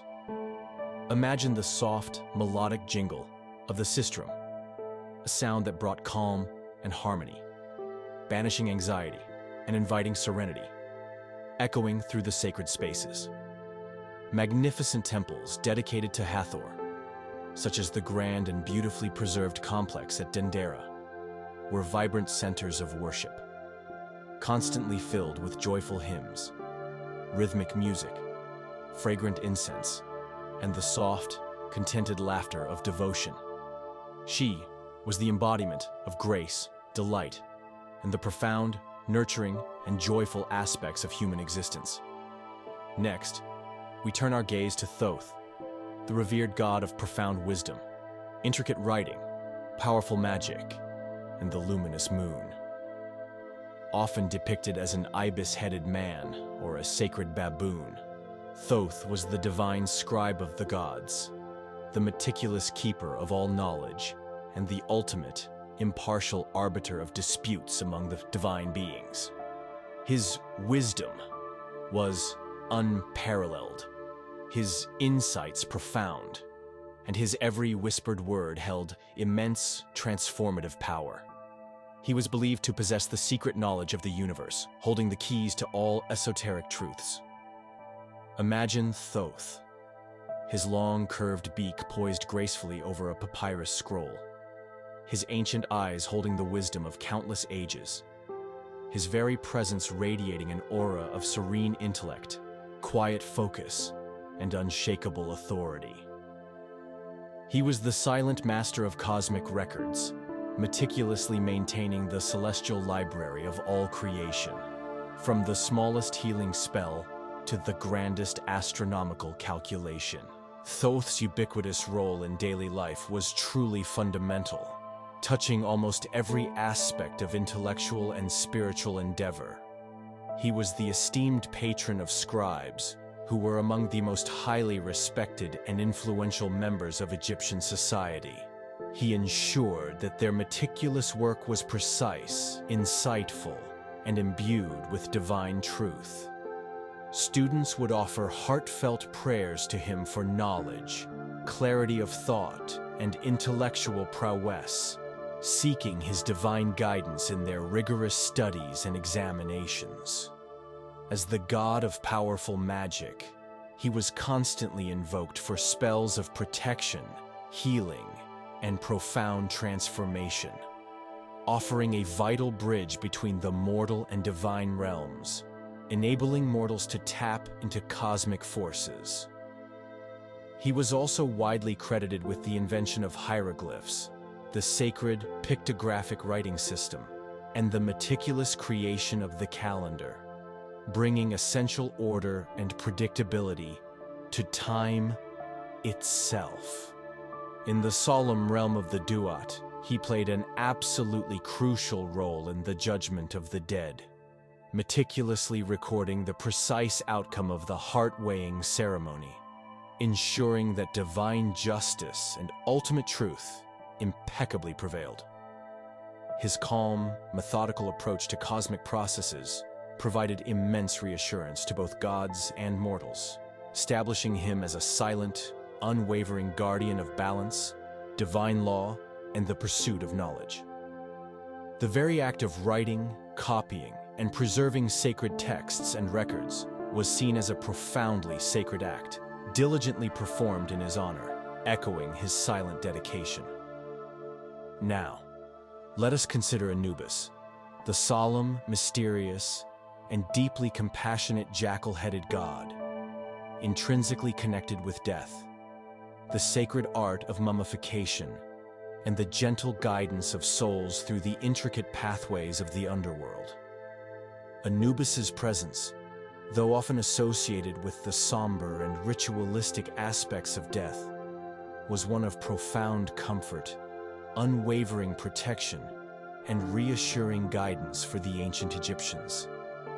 He was the vigilant guardian of the deceased, ensuring their safe, unimpeded passage to the afterlife, and protecting them from malevolent forces that sought to derail their journey. Imagine Anubis, his dark, watchful eyes gleaming softly in the torchlight of a tomb, his presence radiating a quiet, unwavering authority that brought immense peace and solemn dignity to the grieving. His silent footsteps echoed through the halls of the departed, a comforting presence in the liminal space. Anubis's role in daily life, especially within the sacred context of death and funerary practices, was absolutely vital and revered. He was revered as the divine master of embalming, personally overseeing and often assisting in the meticulous and sacred mummification process, preparing the mortal body for its eternal journey. His priests, often wearing jackal masks to embody his essence, performed the intricate, age-old rituals that transformed a fragile mortal body into an enduring, eternal vessel, a permanent dwelling for the Ka. He guided the souls of the deceased through the treacherous, often daunting paths of the duat, protecting them from malevolent spirits and ensuring they reached the Hall of Two Truths safely and intact. Furthermore, Anubis was the impartial guardian of the scales in the judgment hall, ensuring the precise and utterly fair weighing of the heart against Ma'at's feather, allowing no deception or manipulation. His presence offered immense reassurance to the living, knowing that their beloved ones would be guided, protected, and judged with absolute fairness on their most important final journey. He was a silent, solemn usher, guiding souls from the earthly realm to their eternal rest, ensuring that no soul was lost, unjustly condemned, or forgotten in the vastness of the afterlife. Let us then consider Bastet, the graceful, playful, and deeply beloved cat-headed goddess, a deity of profound protection, overflowing joy, nurturing domesticity, and the comforting warmth of the sun. Bastet was often depicted as a fierce lioness in her earlier, more primal aspects, symbolizing her protective ferocity. but later became predominantly known and loved for her more gentle, elegant, and beloved feline form. She profoundly embodied the protective and nurturing aspects of the sun's gentle warmth, safeguarding homes, families, and innocent children. Imagine her, poised and elegant, a soft, contented purr vibrating gently in the air, her luminous eyes radiating a playful yet deeply watchful warmth, bringing a sense of lightness and security. Bastet's pervasive role in daily life was deeply intertwined with the domestic sphere and communal well-being. As the fierce yet gentle protector of homes and families, she ensured safety, happiness, and harmony within the household. Her omnipresent gaze was believed to ward off evil spirits, malevolent forces, and insidious disease, creating a harmonious and vibrant living environment. She was also particularly revered for her strong connection to fertility and safe childbirth. Much like Hathor, ensuring the continuation and flourishing of families across generations. The Egyptians held cats in the highest regard, seeing them as sacred animals, living miniature representations of Bastet, believed to bring good fortune, protection, and gentle peace wherever they roamed. Festivals in her honor, especially the grand annual celebration at Bubastis, her cult center, were vibrant, joyous affairs, filled with enthusiastic music, energetic dancing, and unrestrained merriment, a true celebration of life's simple pleasures, abundance, and feline grace. She was the silent guardian of the hearth, the unseen, comforting presence that brought warmth, contentment, and unwavering protection to every Egyptian home. Her gentle purr, a timeless lullaby for the household. Now, let us touch upon Ptah, the ancient and revered creator god of Memphis, a divine artisan, craftsman, and profound intellectual force. Ptah was unique and unparalleled in his method of creation. Unlike other gods who created through physical acts or utterances, he was believed to have brought the world and all things in it into existence solely through the profound power of his thought and his subsequent utterance. He first conceived the entire world in his vast, contemplative mind, bringing every detail into perfect mental form. And then, with the softest, most powerful whisper, spoke it into existence, a profound and elegant act of intellectual and creative power. He was often depicted as a mummified man, his form wrapped tightly, holding a staff composed of the Ankh, symbol of life, the Djed, symbol of stability, and the Was, symbol of power, symbols, embodying his absolute mastery over all aspects of existence. Imagine Ptah, his gaze deep in silent contemplation, the very universe unfolding from the silent, boundless power of his thought, then crystallizing into tangible reality with the softest, most ancient whisper of a divine word. Ptah was thus the supreme patron god of craftsmen, artisans, architects, and builders, embodying divine skill and ingenuity. Every skilled worker in Egypt, from the sculptors of monumental statues that touched the sky to the jewelers crafting intricate, delicate ornaments, sought his profound blessing and unwavering guidance. His divine influence ensured precision, innovation, and timeless beauty in all human endeavors, perfectly reflecting the divine artistry of creation itself. He was seen as the ultimate divine inspiration behind all human ingenuity, ensuring that the grand structures, breathtaking art, and practical tools of Egypt were not only functional and enduring, but also deeply spiritually resonant and imbued with cosmic purpose. His temples were centers of profound knowledge and highly skilled artistry, where the secrets of creation were subtly explored and celebrated through the meticulous craftsmanship of mortals, a testament to his boundless creativity.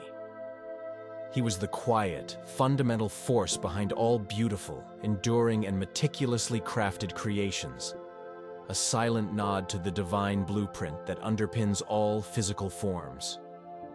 Finally, let us speak of Sekhmet, the powerful, awe-inspiring lioness goddess, a fearsome yet profoundly protective deity embodying both destructive force and potent healing capabilities. Sekhmet, whose very name means she who is powerful, or the mighty one, was often depicted as a fierce lioness or a woman with the imposing head of a lioness, crowned with the fiery solar disk and the sacred uraeus cobra, symbolizing her direct link to Ra and her potent power. She was the fiery, destructive aspect of the sun's power, a relentless force of vengeance and retribution against those who defied Ma'at or threatened the divine order. Imagine her piercing, intense gaze, a silent, powerful warning that could strike fear into the hearts of the unrighteous. Yet her presence also held a profound promise of fierce, unyielding protection for the righteous and the innocent. Sekhmet's role in daily life was complex and multifaceted. While genuinely feared for her destructive potential, particularly during times of widespread plague, devastating famine, or brutal war, when her wrath was believed to be unleashed, she was also profoundly revered and invoked as a goddess of healing and potent medicine. Her devoted priests were often skilled physicians, using her fearsome power to cure debilitating ailments, ward off disease, and protect against epidemics. Egyptians would offer heartfelt prayers, elaborate rituals, and protective amulets to appease her fierce nature, and specifically invoke her benevolent healing aspect, seeking her powerful protection from illness, misfortune, and any form of cosmic imbalance.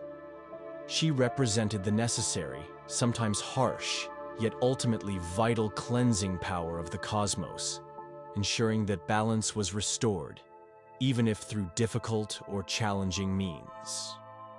Her intense energy, though potentially destructive, was ultimately a force for maintaining health, order, and the very continuation of existence, a silent, powerful guardian of cosmic equilibrium.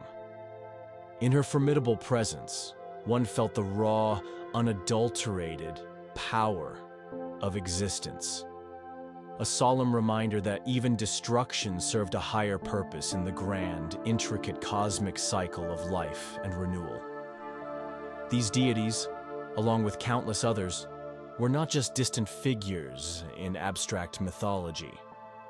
They were integral, living presences in the daily lives and spiritual understanding of the ancient Egyptians. Their stories, their unique attributes, their specific roles, and their powerful symbols provided a comprehensive framework for understanding the world, for navigating its inherent challenges, for finding profound meaning in every aspect of existence, and for ensuring the delicate balance of the cosmos. They offered immense comfort in times of sorrow, clear guidance in moments of uncertainty, and boundless inspiration in every endeavor, from the simplest task to the grandest undertaking. The very rhythm of Egyptian life, the planting and harvesting of crops, the building of monumental temples and pyramids, the joyous celebrations and the meticulous preparations for the afterlife, was all orchestrated in profound harmony with their divine will and cosmic influence. As our journey through the influences of these ancient deities draws to a close, feel the lingering echoes of their benevolent, powerful presence. The boundless joy of Hathor, the infinite wisdom of Thoth, the unwavering guardianship of Anubis, the comforting protection of Bastet, the profound creative power of Ptah, and the fierce yet healing strength of Sekhmet. These stories are not just ancient myths. They are timeless whispers of cosmic truths that resonate deep within us. They remind us of the profound interconnectedness of all things, of the divine presence that permeates every single aspect of our world, offering solace, guidance, and a constant connection to the sacred.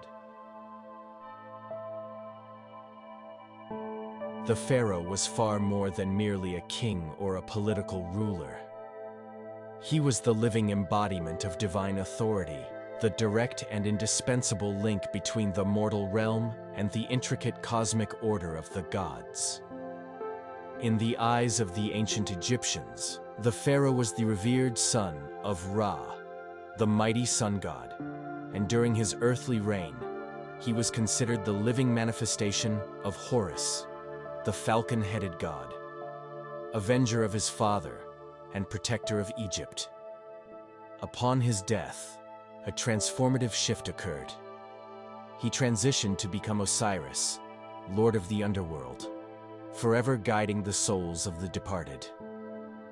This profound and intricate belief system elevated the pharaoh to an unparalleled status, making him the supreme religious, political, and military leader, whose very existence and righteous rule ensured the continued prosperity, harmony, and stability of the entire land of Egypt. Imagine a figure radiating quiet, immense power, whose every decree resonated not just with human authority, but with divine will, whose mere presence alone was believed to bring blessings and abundance to the fertile land. His very breath was believed to maintain Ma'at, the delicate yet fundamental balance of cosmic truth, justice, and order, preventing the world from descending into the terrifying chaos, Isfet, from which it had originally emerged. His coronation was a sacred ceremony, binding him eternally to the divine. The pharaoh's primary and most crucial duty was to tirelessly maintain Ma'at on earth, reflecting the cosmic order in the human realm. This all-encompassing responsibility meant upholding justice, protecting the innocent from harm, ensuring bountiful harvests through meticulously performed rituals and offerings, and vigorously defending Egypt from any foreign invaders or internal strife.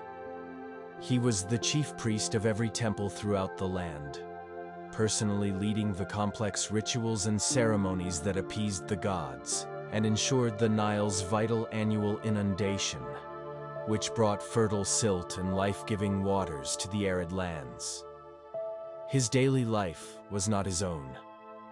It was a meticulously choreographed sacred performance, each action, from his rising in the morning to his slumber at night, imbued with profound spiritual significance, precisely designed to reaffirm his divine connection and his indispensable role as cosmic caretaker.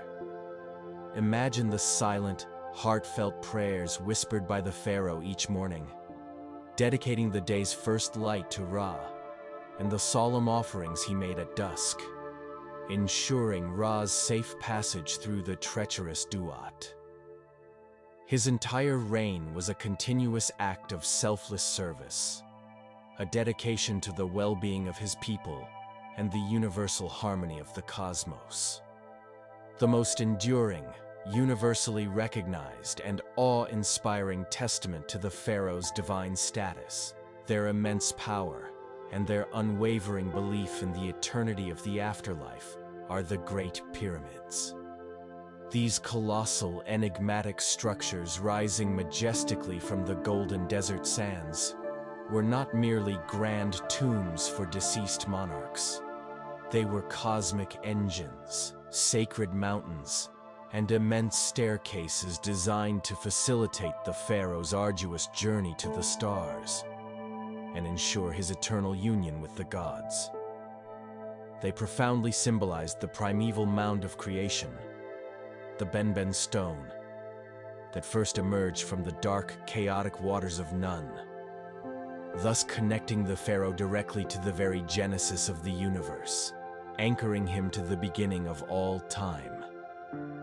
Imagine standing before these ancient marvels, feeling the immense weight of millennia pressing down upon you.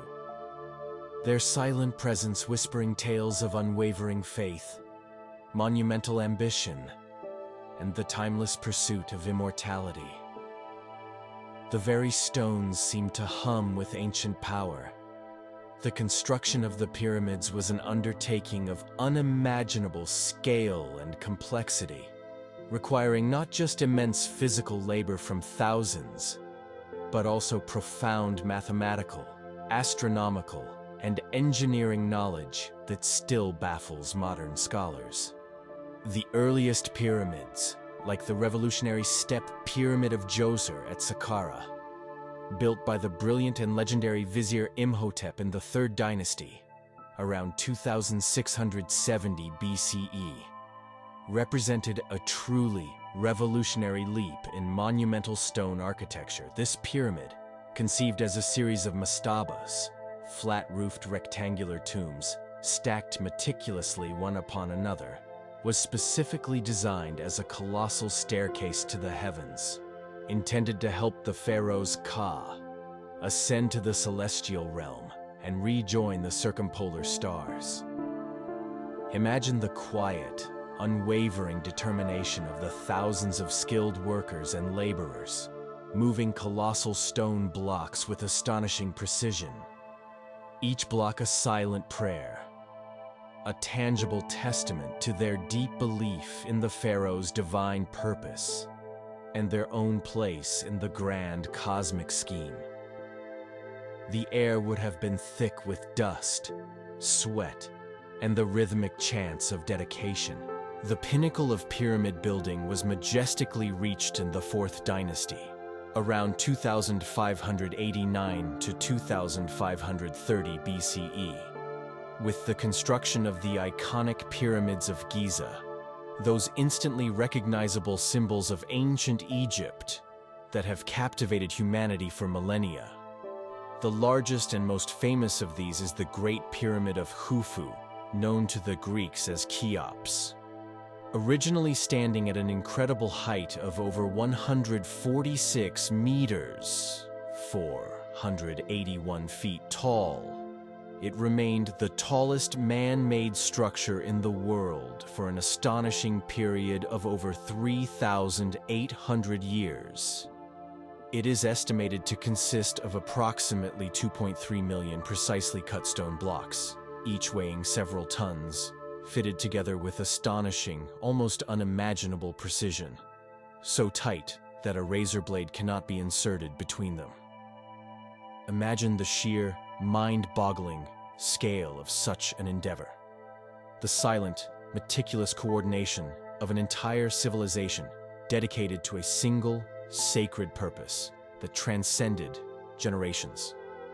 The other 2 main pyramids at Giza belong to Khafre, Chephren, Khufu's successor, famous for the enigmatic Great Sphinx that guards his pyramid complex, and Menkaure, Mycerinus, the smallest of the 3, but still a monumental achievement. Each pharaoh's pyramid was accompanied by smaller queen's pyramids, satellite pyramids, temples, causeways, and extensive mastaba fields for nobles and high officials, forming vast necropolises. The intricate alignment of the pyramids was not arbitrary or merely practical. It was deeply astronomical, profoundly spiritual, and meticulously symbolic. They were precisely oriented to the cardinal points, with their faces aligned almost perfectly with true north, east, south, and west. This astonishingly precise alignment was believed to connect the pharaoh's tomb directly to the celestial bodies, particularly the circumpolar stars. Those stars that never set below the horizon from Egypt's perspective, which represented eternal life, immortality, and the imperishable nature of the divine in Egyptian cosmology. The intricate internal shafts within the pyramids were thought to align with specific stars, serving as conduits for the pharaoh's soul to ascend and merge with the stars, becoming an Akh, a luminous, transfigured, and blessed spirit, forever dwelling among the gods. Imagine the night sky above Giza, a vast, velvety expanse, the stars twinkling in silent acknowledgement of the pyramid's profound cosmic purpose. Each massive stone block a silent prayer etched into the very landscape of eternity. Inside these massive, silent structures, the true, complex purpose of the pyramid was revealed. Not just to protect the pharaoh's mummified body and all his precious worldly possessions, which would be needed in the afterlife, from decay and robbers, but more importantly, to provide a secure and sacred passage for his soul's eternal journey through the Duat to the field of reeds, and ultimately, to join Ra in his solar bark. Elaborate burial chambers, massive sarcophagi, intricate passageways, false doors, and hidden traps were designed not only to confuse tomb robbers, but also to safeguard the sacred treasures in the pharaoh's eternal rest. Although most pyramids were eventually plundered over millennia, their very existence stands as an unparalleled testament to the power, the deep spiritual conviction, and the immense resources commanded by the pharaohs. The air within these ancient chambers, though seemingly still and cool, carried the resonant echoes of ancient rituals, the whispers of countless prayers for safe passage, and the profound belief in everlasting life. The monumental construction of the pyramids required an immense, highly organized and skilled workforce, composed not of slaves as often erroneously portrayed, but primarily of skilled craftsmen, talented engineers, experienced architects, and seasonal laborers who worked diligently during the annual Nile flood, when agricultural farming was impossible. This colossal undertaking was seen as a profound religious duty and a communal effort to ensure the pharaoh's successful transition to the afterlife, which, in turn, was believed to guarantee the continued well-being, prosperity, and stability of Egypt itself. The entire Egyptian society, from the lowest peasant to the highest noble, was intricately geared towards supporting this sacred enterprise, a powerful testament to their unwavering faith in the divine order and the pharaoh's indispensable role within it. Imagine the rhythmic chanting of the workers echoing across the desert, the dusty air filled with a sense of profound purpose. Each swing of the mallet, each pull of the rope, a direct contribution to the pharaoh's immortality and, by extension, to the eternity of Egypt. Beyond the pyramids themselves, the pharaoh's divine power, sacred kingship, and undeniable divinity were constantly reinforced and celebrated through the construction of colossal temples, towering obelisks, and magnificent statues erected throughout the length and breadth of Egypt. These monuments served as eternal testaments to his piety, his glorious conquests, and his direct, unbreakable connection to the gods. Each temple was considered a microcosm of the universe, a sacred place where the divine presence could be invoked, honored, and communicated with. And the pharaoh was the chief, indispensable intermediary between humanity and the divine. Imagine walking through the silent, grand, and awe-inspiring halls of the Karnak or Luxor temple complexes, the towering columns reaching for the very sky. Each surface meticulously carved with intricate hieroglyphs depicting the pharaoh communing directly with the gods, receiving their blessings, offering them libations, and wielding their immense power for the benefit of Egypt. The very air around these temples seemed to vibrate with ancient power and divine energy. The pharaoh's divine lineage and his paramount role as the vigilant guardian of Ma'at extended even to the very land of Egypt itself. He was considered the sacred owner of all land, all resources, and all people within his realm, a divine steward, rather than an absolute despot. The prosperity and fertility of the Nile Valley were directly attributed to his righteous rule, his piety, and his successful mediation with the gods. The annual inundation of the Nile, which brought vital, fertile silt to the fields and ensured bountiful harvests, was seen as a divine gift directly mediated by the pharaoh's prayers, rituals, and offerings to Hapi, the god of the Nile flood, and Osiris, the god of fertility and regeneration. Without the pharaoh, the cosmic balance would falter, the Nile would cease to flood, and chaos, Isfet, would surely consume the land, leading to famine and destruction.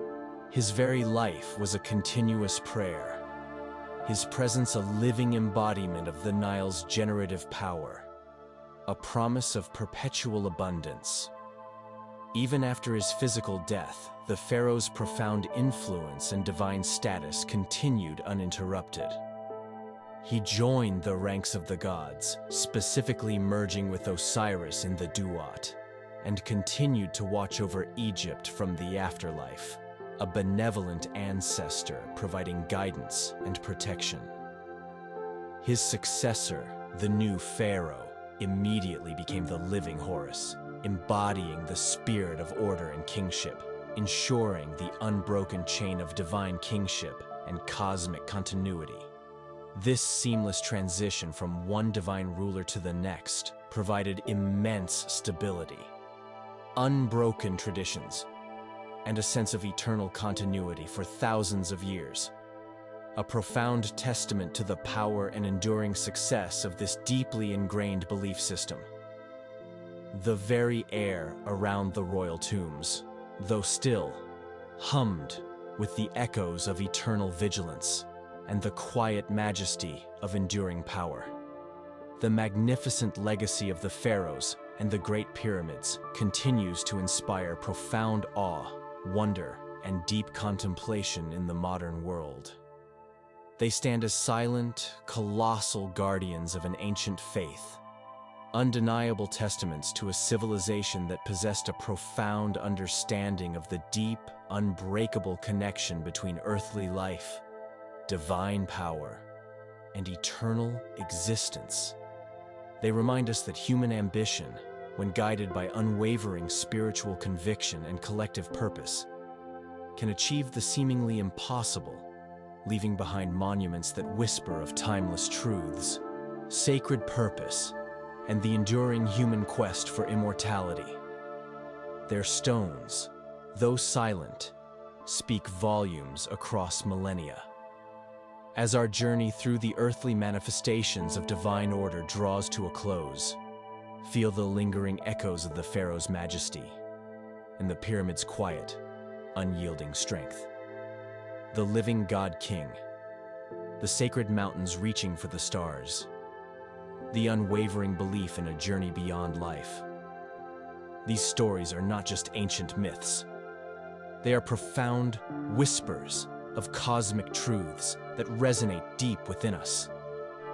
They remind us of the profound human desire for meaning, for connection to the divine, and for the promise of eternity, a cycle of life and renewal that continues infinitely. In the vibrant, sun-drenched world of ancient Egypt, the divine was not confined to distant heavens or the mysterious depths of the underworld.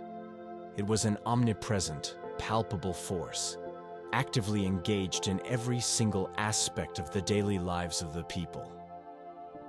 This profound and intricate connection was most tangibly manifested in the elaborate network of temples that dotted the fertile landscape along the life-giving Nile. These were not merely public places of communal worship or gathering. They were considered the actual houses of the gods themselves, their sacred dwelling places on earth. Each temple was a sacred microcosm of the entire universe, a meticulously designed and ritually consecrated space where the veil between the mortal and divine realms was believed to be thinnest, allowing for sacred communication, divine sustenance, and the essential maintenance of cosmic order, ma'at. Imagine walking through the silent, cool, and echoing halls of a grand Egyptian temple, the towering columns reaching majestically for the sky, their capitals sculpted like papyrus blossoms or lotus buds. The very air inside would be thick with the intoxicating scent of ancient incense, myrrh, frankincense, and kaifi, and the faint, almost ethereal echoes of ancient hymns and priestly chants. Every carefully placed stone, every intricate carving, every dancing shadow seemed to whisper of a powerful, benevolent divine presence, a silent symphony of ancient faith. The architecture of Egyptian temples was deeply symbolic, meticulously designed to reflect the creation myth itself. They typically progressed from light to increasing darkness, from the bustling sunlit outer courtyards, representing the chaotic primordial waters of none before creation, to the dimly lit, hushed inner sanctuaries, representing the primeval mound of creation, the Ben-Ben, that first emerged from the waters. As one moved deeper into the temple, from the public areas to the sacred core, the floor gradually rose and the ceiling subtly lowered, mirroring the majestic emergence of land from the infinite waters of none. The innermost sanctuary, known as the Holy of Holies, or the Naos, contained the most sacred element, the cult image of the deity. Usually a meticulously crafted statue or a symbolic representation of the god or goddess, often encased in a gilded shrine. This was the most sacred space in the entire temple, accessible only to the highest-ranking priests and, theoretically, the pharaoh himself. Imagine the hushed reverence, the profound silence as one approached this inner sanctum, where the very essence of the divine was believed to reside, a palpable humming energy vibrating in the enclosed sacred space. Different types of temples existed. Cult temples for the worship of specific deities, like Karnak for Amun-Ra or Dendera for Hathor, and mortuary temples for the worship of deceased pharaohs, like Hatshepsut's temple at Deir el-Bahari, each serving distinct yet interconnected purposes within the grand religious framework. At the very heart of temple life were the dedicated priests and priestesses, who were not merely spiritual leaders, but highly specialized, trained servants of the gods, playing a crucial, indispensable role in maintaining the cosmic order through meticulous daily rituals.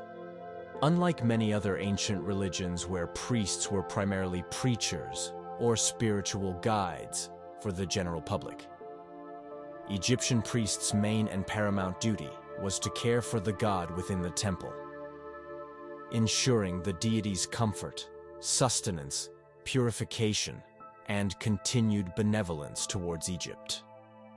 They were highly educated specialists, meticulously trained over years in specific rituals, sacred texts, complex astronomical observations, and esoteric knowledge, acting as essential intermediaries between humanity and the divine. Imagine them moving with silent, dignified purpose through the temple's hallowed spaces, their minds attuned to the subtle, complex rhythms of sacred duty and cosmic harmony. Their lives were a continuous dedication to the divine, a silent offering of service. The daily ritual performed in a temple was a highly choreographed, deeply spiritual and precise performance, often beginning before the first hint of dawn. The chief priest, or sometimes the pharaoh himself, acting as the supreme priest, would ceremonially break the clay seal on the sanctuary door, symbolically waking the sleeping god. With utmost reverence and solemnity, they would enter the Holy of Holies, prostrating themselves before the cult image, offering profound veneration. Imagine the absolute hushed silence of this moment, broken only by the priest's slow, deliberate breaths, the soft rustle of their linen robes, and the gentle creak of the ancient door. The first act within the sanctuary was to cleanse and purify the cult image. The statue of the god would be meticulously washed with pure, sacred water, often drawn from the Nile or a sacred well, then anointed with precious fragrant oils and perfumes, and finally adorned with fresh, clean linens and glittering jewels. This ritual, dressing of the god, was a deeply intimate and profoundly personal act, a form of meticulous personal care offered directly to the divine presence. Imagine the soft glint of lamplight on the polished statue, the rich, captivating scent of precious oils and fresh linen filling the air. A silent act of unwavering devotion and meticulous care. This purification was absolutely essential to ensure the god's continued vitality, receptiveness to prayers, and benevolent disposition. Next came the offering of food and drink, a vital component of the god's sustenance. Elaborate meals, including freshly baked bread, succulent roasted meat, luscious fruits, crisp vegetables, and fine wine or beer, would be meticulously presented to the cult image on specially designed offering tables. It was believed that the deity did not consume the physical substance of the food, but rather partook of the ka, spiritual essence of the food, leaving the physical offerings to be later consumed by the priests and temple staff, a symbolic sharing and communion between the divine and the human, transforming material into sacred sustenance. Imagine the gentle steam rising from the offerings, the rich, complex aromas mingling with the incense, creating a truly sacred atmosphere, a quiet feast shared with the unseen, divine presence. These offerings ensured the god's strength, maintained their active presence in the temple, and guaranteed their continued benevolent energy towards Egypt. Throughout the day, various other crucial rituals were meticulously performed. Numerous incense offerings to purify the air, drive away malevolent spirits, and create an ethereal, sacred atmosphere. Solemn recitations of hymns, praises, and sacred texts to glorify the god, and heartfelt prayers for the welfare of the pharaoh, the prosperity of Egypt, and the maintenance of cosmic order. Each precise gesture, each carefully chosen word, each sacred object used in the ritual had profound symbolic meaning, designed to reinforce and maintain Ma'at and actively repel the chaotic forces of Isfet.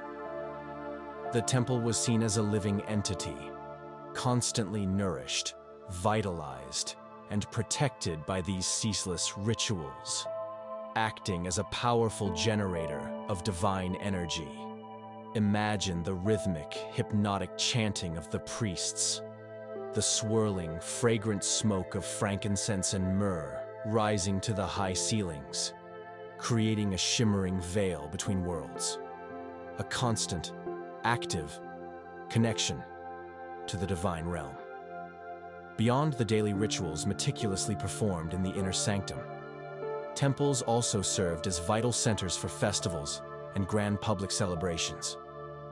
These events were often marked by elaborate and joyous processions, where the cult image of the deity often safely hidden within a portable, gilded shrine or a ceremonial bark, would be carefully carried out of the temple and paraded triumphantly through the streets and along the Nile, allowing the general populace to catch a glimpse of their beloved god and receive direct blessings.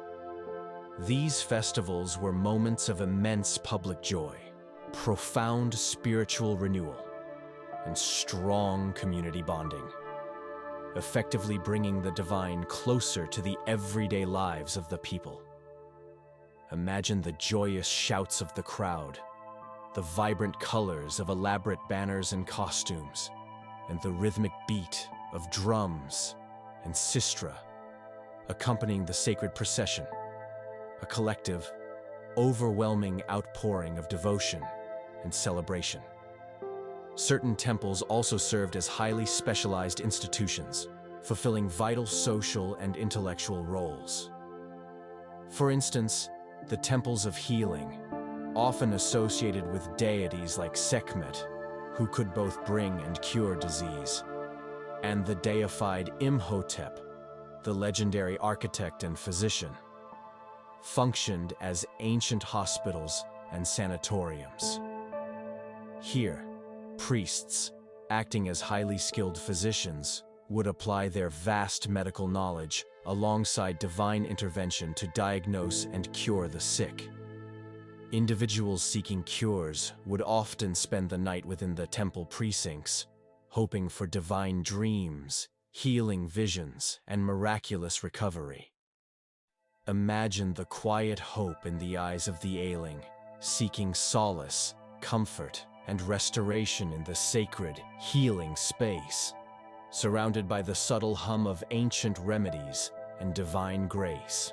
Other temples were vast and prestigious centers of learning, knowledge, and intellectual pursuits, housing extensive libraries of invaluable papyrus scrolls containing sacred texts, detailed historical records, meticulous astronomical observations, complex mathematical treatises, and extensive medical texts. Priests often served as erudite scholars, astute astronomers, brilliant mathematicians, and dedicated educators, meticulously preserving and transmitting the vast body of Egyptian knowledge from generation to generation. They tirelessly tracked the movements of stars and planets, accurately predicted the Nile's annual floods, crucial for agriculture, and ensured the precise timing of all religious festivals and agricultural cycles. Imagine the quiet rustle of ancient papyrus, the diligent rhythmic strokes of a scribe's reed pen, meticulously preserving wisdom for millennia, echoing the eternal, cyclical nature of knowledge and cosmic order. These temples were the universities and research centers of their time. The role of the pharaoh in temple life was absolutely paramount and unique. Although priests performed the daily rituals and managed the temple complexes, the pharaoh was theoretically the chief priest of all cults throughout Egypt, the ultimate mediator.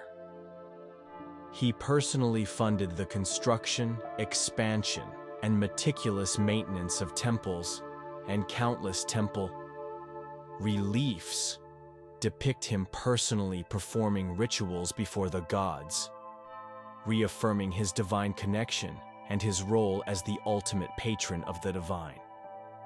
The temples thus served as powerful tools of state propaganda, visually reinforcing the pharaoh's legitimacy, his piety, and his indispensable role as the singular intermediary between humanity and the divine realm. The very existence of these grand, enduring structures was a profound testament to his piety, his immense power, and his unwavering dedication to the gods and the stability of Egypt. The intricate relationship between the people, the priests, and the gods was one of profound mutual dependence and cosmic balance.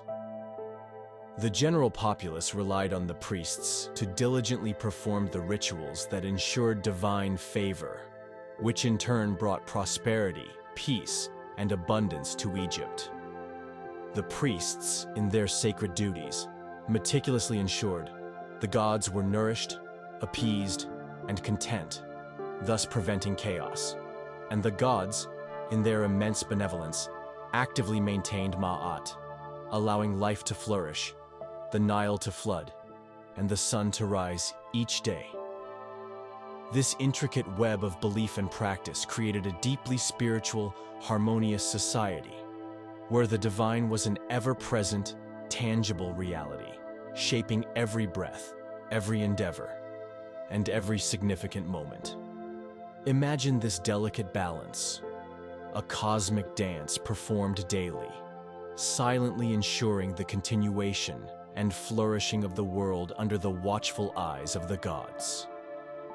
As our journey through the temples, priests, and daily rituals of ancient Egypt draws to a close, feel the lingering echoes of their profound devotion settling gently around you. The meticulously designed temples as houses of gods, the dedicated care of the cult images, the solemn purity rites, the vibrant festivals that brought joy and renewal, and the profound intellectual pursuits within their walls. These practices were not just formalities or superstitions. They were the very heartbeat of Egyptian spiritual life, vibrant expressions of a deep and abiding faith in a divinely ordered universe.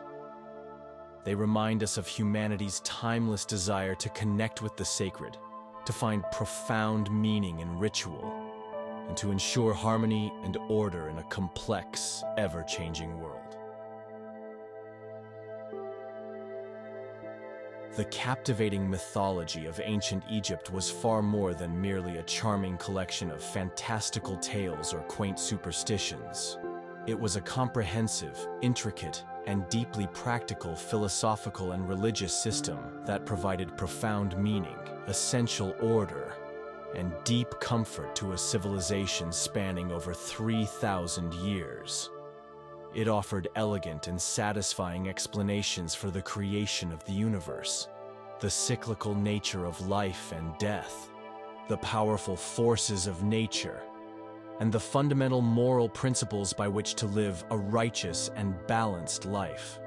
This rich tapestry of beliefs, meticulously woven with potent symbols, powerful archetypal figures, and profound spiritual truths, possessed an inherent, undeniable power that ensured its remarkable survival, continuously evolving and adapting over millennia, yet never truly disappearing. Imagine the silent, countless whispers of these ancient stories, carried on the gentle desert winds, reaching across vast stretches of time to touch our very souls, resonating with a timeless wisdom. One of the most immediate, universally recognized, and visually striking legacies of Egyptian mythology is its profound and undeniable influence on art and architecture across various cultures and historical periods. The sheer, monumental scale and grandeur of Egyptian temples, with their towering pylons, massive gateways, vast hypostyle halls, forests of columns, and soaring obelisks, tall, tapering stone pillars, have inspired architects, sculptors, and artists for centuries, leaving an indelible mark on human artistic expression. The precise geometric forms, the strategic use of colossal statues that dominated landscapes, and the intricate hieroglyphic carvings, meticulously depicting gods, pharaohs, and scenes from sacred myths, have consistently reappeared as sources of inspiration. From the awestruck Roman Empire's eager adoption of Egyptian motifs and the transportation of actual obelisks to Rome, to the neoclassical revival in Europe during the 18th and 19th centuries, Egyptian aesthetic principles, with their timeless symmetry and profound symbolism, have continuously resurfaced in architectural and artistic movements. Think of the pyramids, Their simple yet profound triangular form, universally recognized as a symbol of eternity and mystery. Or the majestic Great Sphinx, its enigmatic gaze fixed eternally eastward, a silent guardian of ancient secrets. Even in diverse fields like modern product design, graphic art, and urban planning, subtle echoes of Egyptian symmetry, grandeur, and symbolic precision can still be found. The very act of crafting these enduring forms was not just a technical feat. It was a profound act of worship, a physical manifestation of divine concepts and cosmic principles intended to last for eternity. Beyond grand structures, Egyptian art itself, meticulously imbued with mythological meaning, profoundly influenced subsequent artistic traditions around the world. The strict artistic canons of Egyptian painting and sculpture, such as the distinctive composite view, showing the body from both frontal and profile perspectives, the serene, often impassive expressions of deities and pharaohs, and the symbolic, deeply meaningful use of color, e.g., blue for divinity, green for fertility, red for chaos, communicated complex narratives, religious truths, and the very essence of beings with remarkable clarity. The iconic depictions of animal-headed gods, like Horus, falcon-headed, representing kingship and protection, Anubis, jackal-headed, symbolizing guidance in the afterlife, and Sekhmet, lioness-headed, embodying fierce power and healing, are instantly recognizable globally and have been reinterpreted in countless forms of art, literature, and popular culture. The elegant, intricate forms of Egyptian jewelry, adorned with sacred symbols such as the scarab beetle, rebirth and regeneration, the ankh, the key of life, and the lotus flower, creation and renewal, continue to inspire contemporary designers and fashion trends, bridging ancient beauty with modern aesthetics. Imagine the shimmering gold of a pharaoh's funerary mask, each meticulously crafted detail a symbol, each delicate line a silent prayer, carrying profound messages across millennia. Touching hearts even today, the influence of Egyptian mythology is also deeply embedded in Western culture and thought, often in ways that are subtle, pervasive, and often unconscious. The profound concepts of the afterlife, the judgment of the soul, and the promise of resurrection or eternal life, which were so utterly central to ancient Egyptian belief, laid foundational groundwork that resonated deeply with, and in some cases, profoundly influenced later Abrahamic religions, Judaism, Christianity, and Islam. While differing significantly in their specific theological frameworks and narratives, the universal idea of a spiritual journey after death, a divine accounting of one's earthly deeds, and the promise of some form of eternal existence finds remarkable parallel echoes in ancient Egyptian cosmology. The comprehensive moral code encapsulated in Ma'at, with its paramount emphasis on truth, justice, balance, order, and cosmic harmony, offered a powerful and universal ethical framework that continues to be profoundly relevant to human conduct.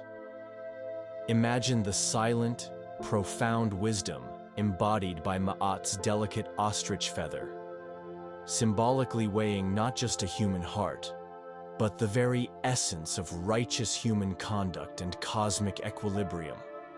The enduring, almost mystical fascination with ancient Egypt has experienced various powerful revivals throughout recorded history. The powerful Roman Empire was particularly captivated by Egyptian culture, eagerly importing monumental obelisks to adorn their cities and readily adopting Egyptian deities such as Isis and Serapis into their own diverse pantheon, even building magnificent temples dedicated to them in the heart of Rome. During the Renaissance in Europe, there was a fervent, renewed intellectual interest in all forms of ancient knowledge. And Egyptian hieroglyphs, though largely misunderstood at the time, were revered as mystical, esoteric symbols of profound, hidden wisdom, sparking intellectual curiosity. The subsequent Enlightenment period, with its emphasis on reason and scientific inquiry, further sparked serious archaeological and academic interest, leading to the early stages of Egyptology. However, it was the highly publicized Napoleonic expedition to Egypt in the late 18th century, 1798 to 1801, that truly ignited a widespread, almost obsessive global fascination with ancient Egypt, popularizing Egyptian imagery, artifacts, and mythology across all of Europe and beyond. The monumental discovery of the Rosetta Stone in 1799, and its subsequent brilliant decipherment by Jean-François Champollion in 1822, finally unlocked the long-lost secrets of hieroglyphs, effectively opening up the vast, previously inaccessible library of Egyptian thought, history, and religion to the modern world. This singular moment was like lifting a heavy, ancient curtain, miraculously revealing millennia of untold stories, profound wisdom, and a vibrant civilization. In the modern world, the captivating legacy of Egyptian mythology continues to thrive and flourish, particularly in the pervasive realm of popular culture.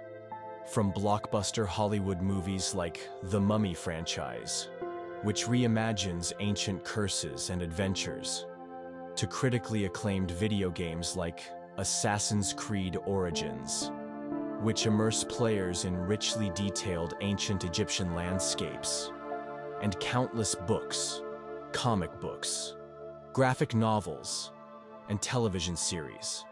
Egyptian gods, powerful pharaohs, and mystical elements are constantly being reimagined, reinterpreted, and presented to new generations across diverse media. These modern interpretations, while often taking creative liberties with historical and mythological accuracy, effectively keep the ancient stories alive, spark widespread curiosity, and encourage millions around the globe to explore the real history and beliefs. The iconic imagery, the imposing pyramids, the enigmatic sphinxes, the eerie mummies, and the distinctive, symbolic art style has become instantly recognizable globally, serving as a powerful shorthand for mystery, profound antiquity, and spiritual power. Imagine a small scarab amulet, once a powerful protective charm against evil and a symbol of rebirth, now a recurring motif in fashion, jewelry, home decor, and even tattoos. Its ancient meaning quietly resonating in a contemporary context, a silent link to a timeless past. Even in contemporary spirituality and various New Age movements, elements of Egyptian mythology find deep resonance and inspiration. The concepts of karma, reincarnation, the profound importance of living a balanced life, and the interconnectedness of all things often draw explicit or implicit parallels to ancient Egyptian ideas of the afterlife, cyclical existence, and the overarching principle of Ma'at.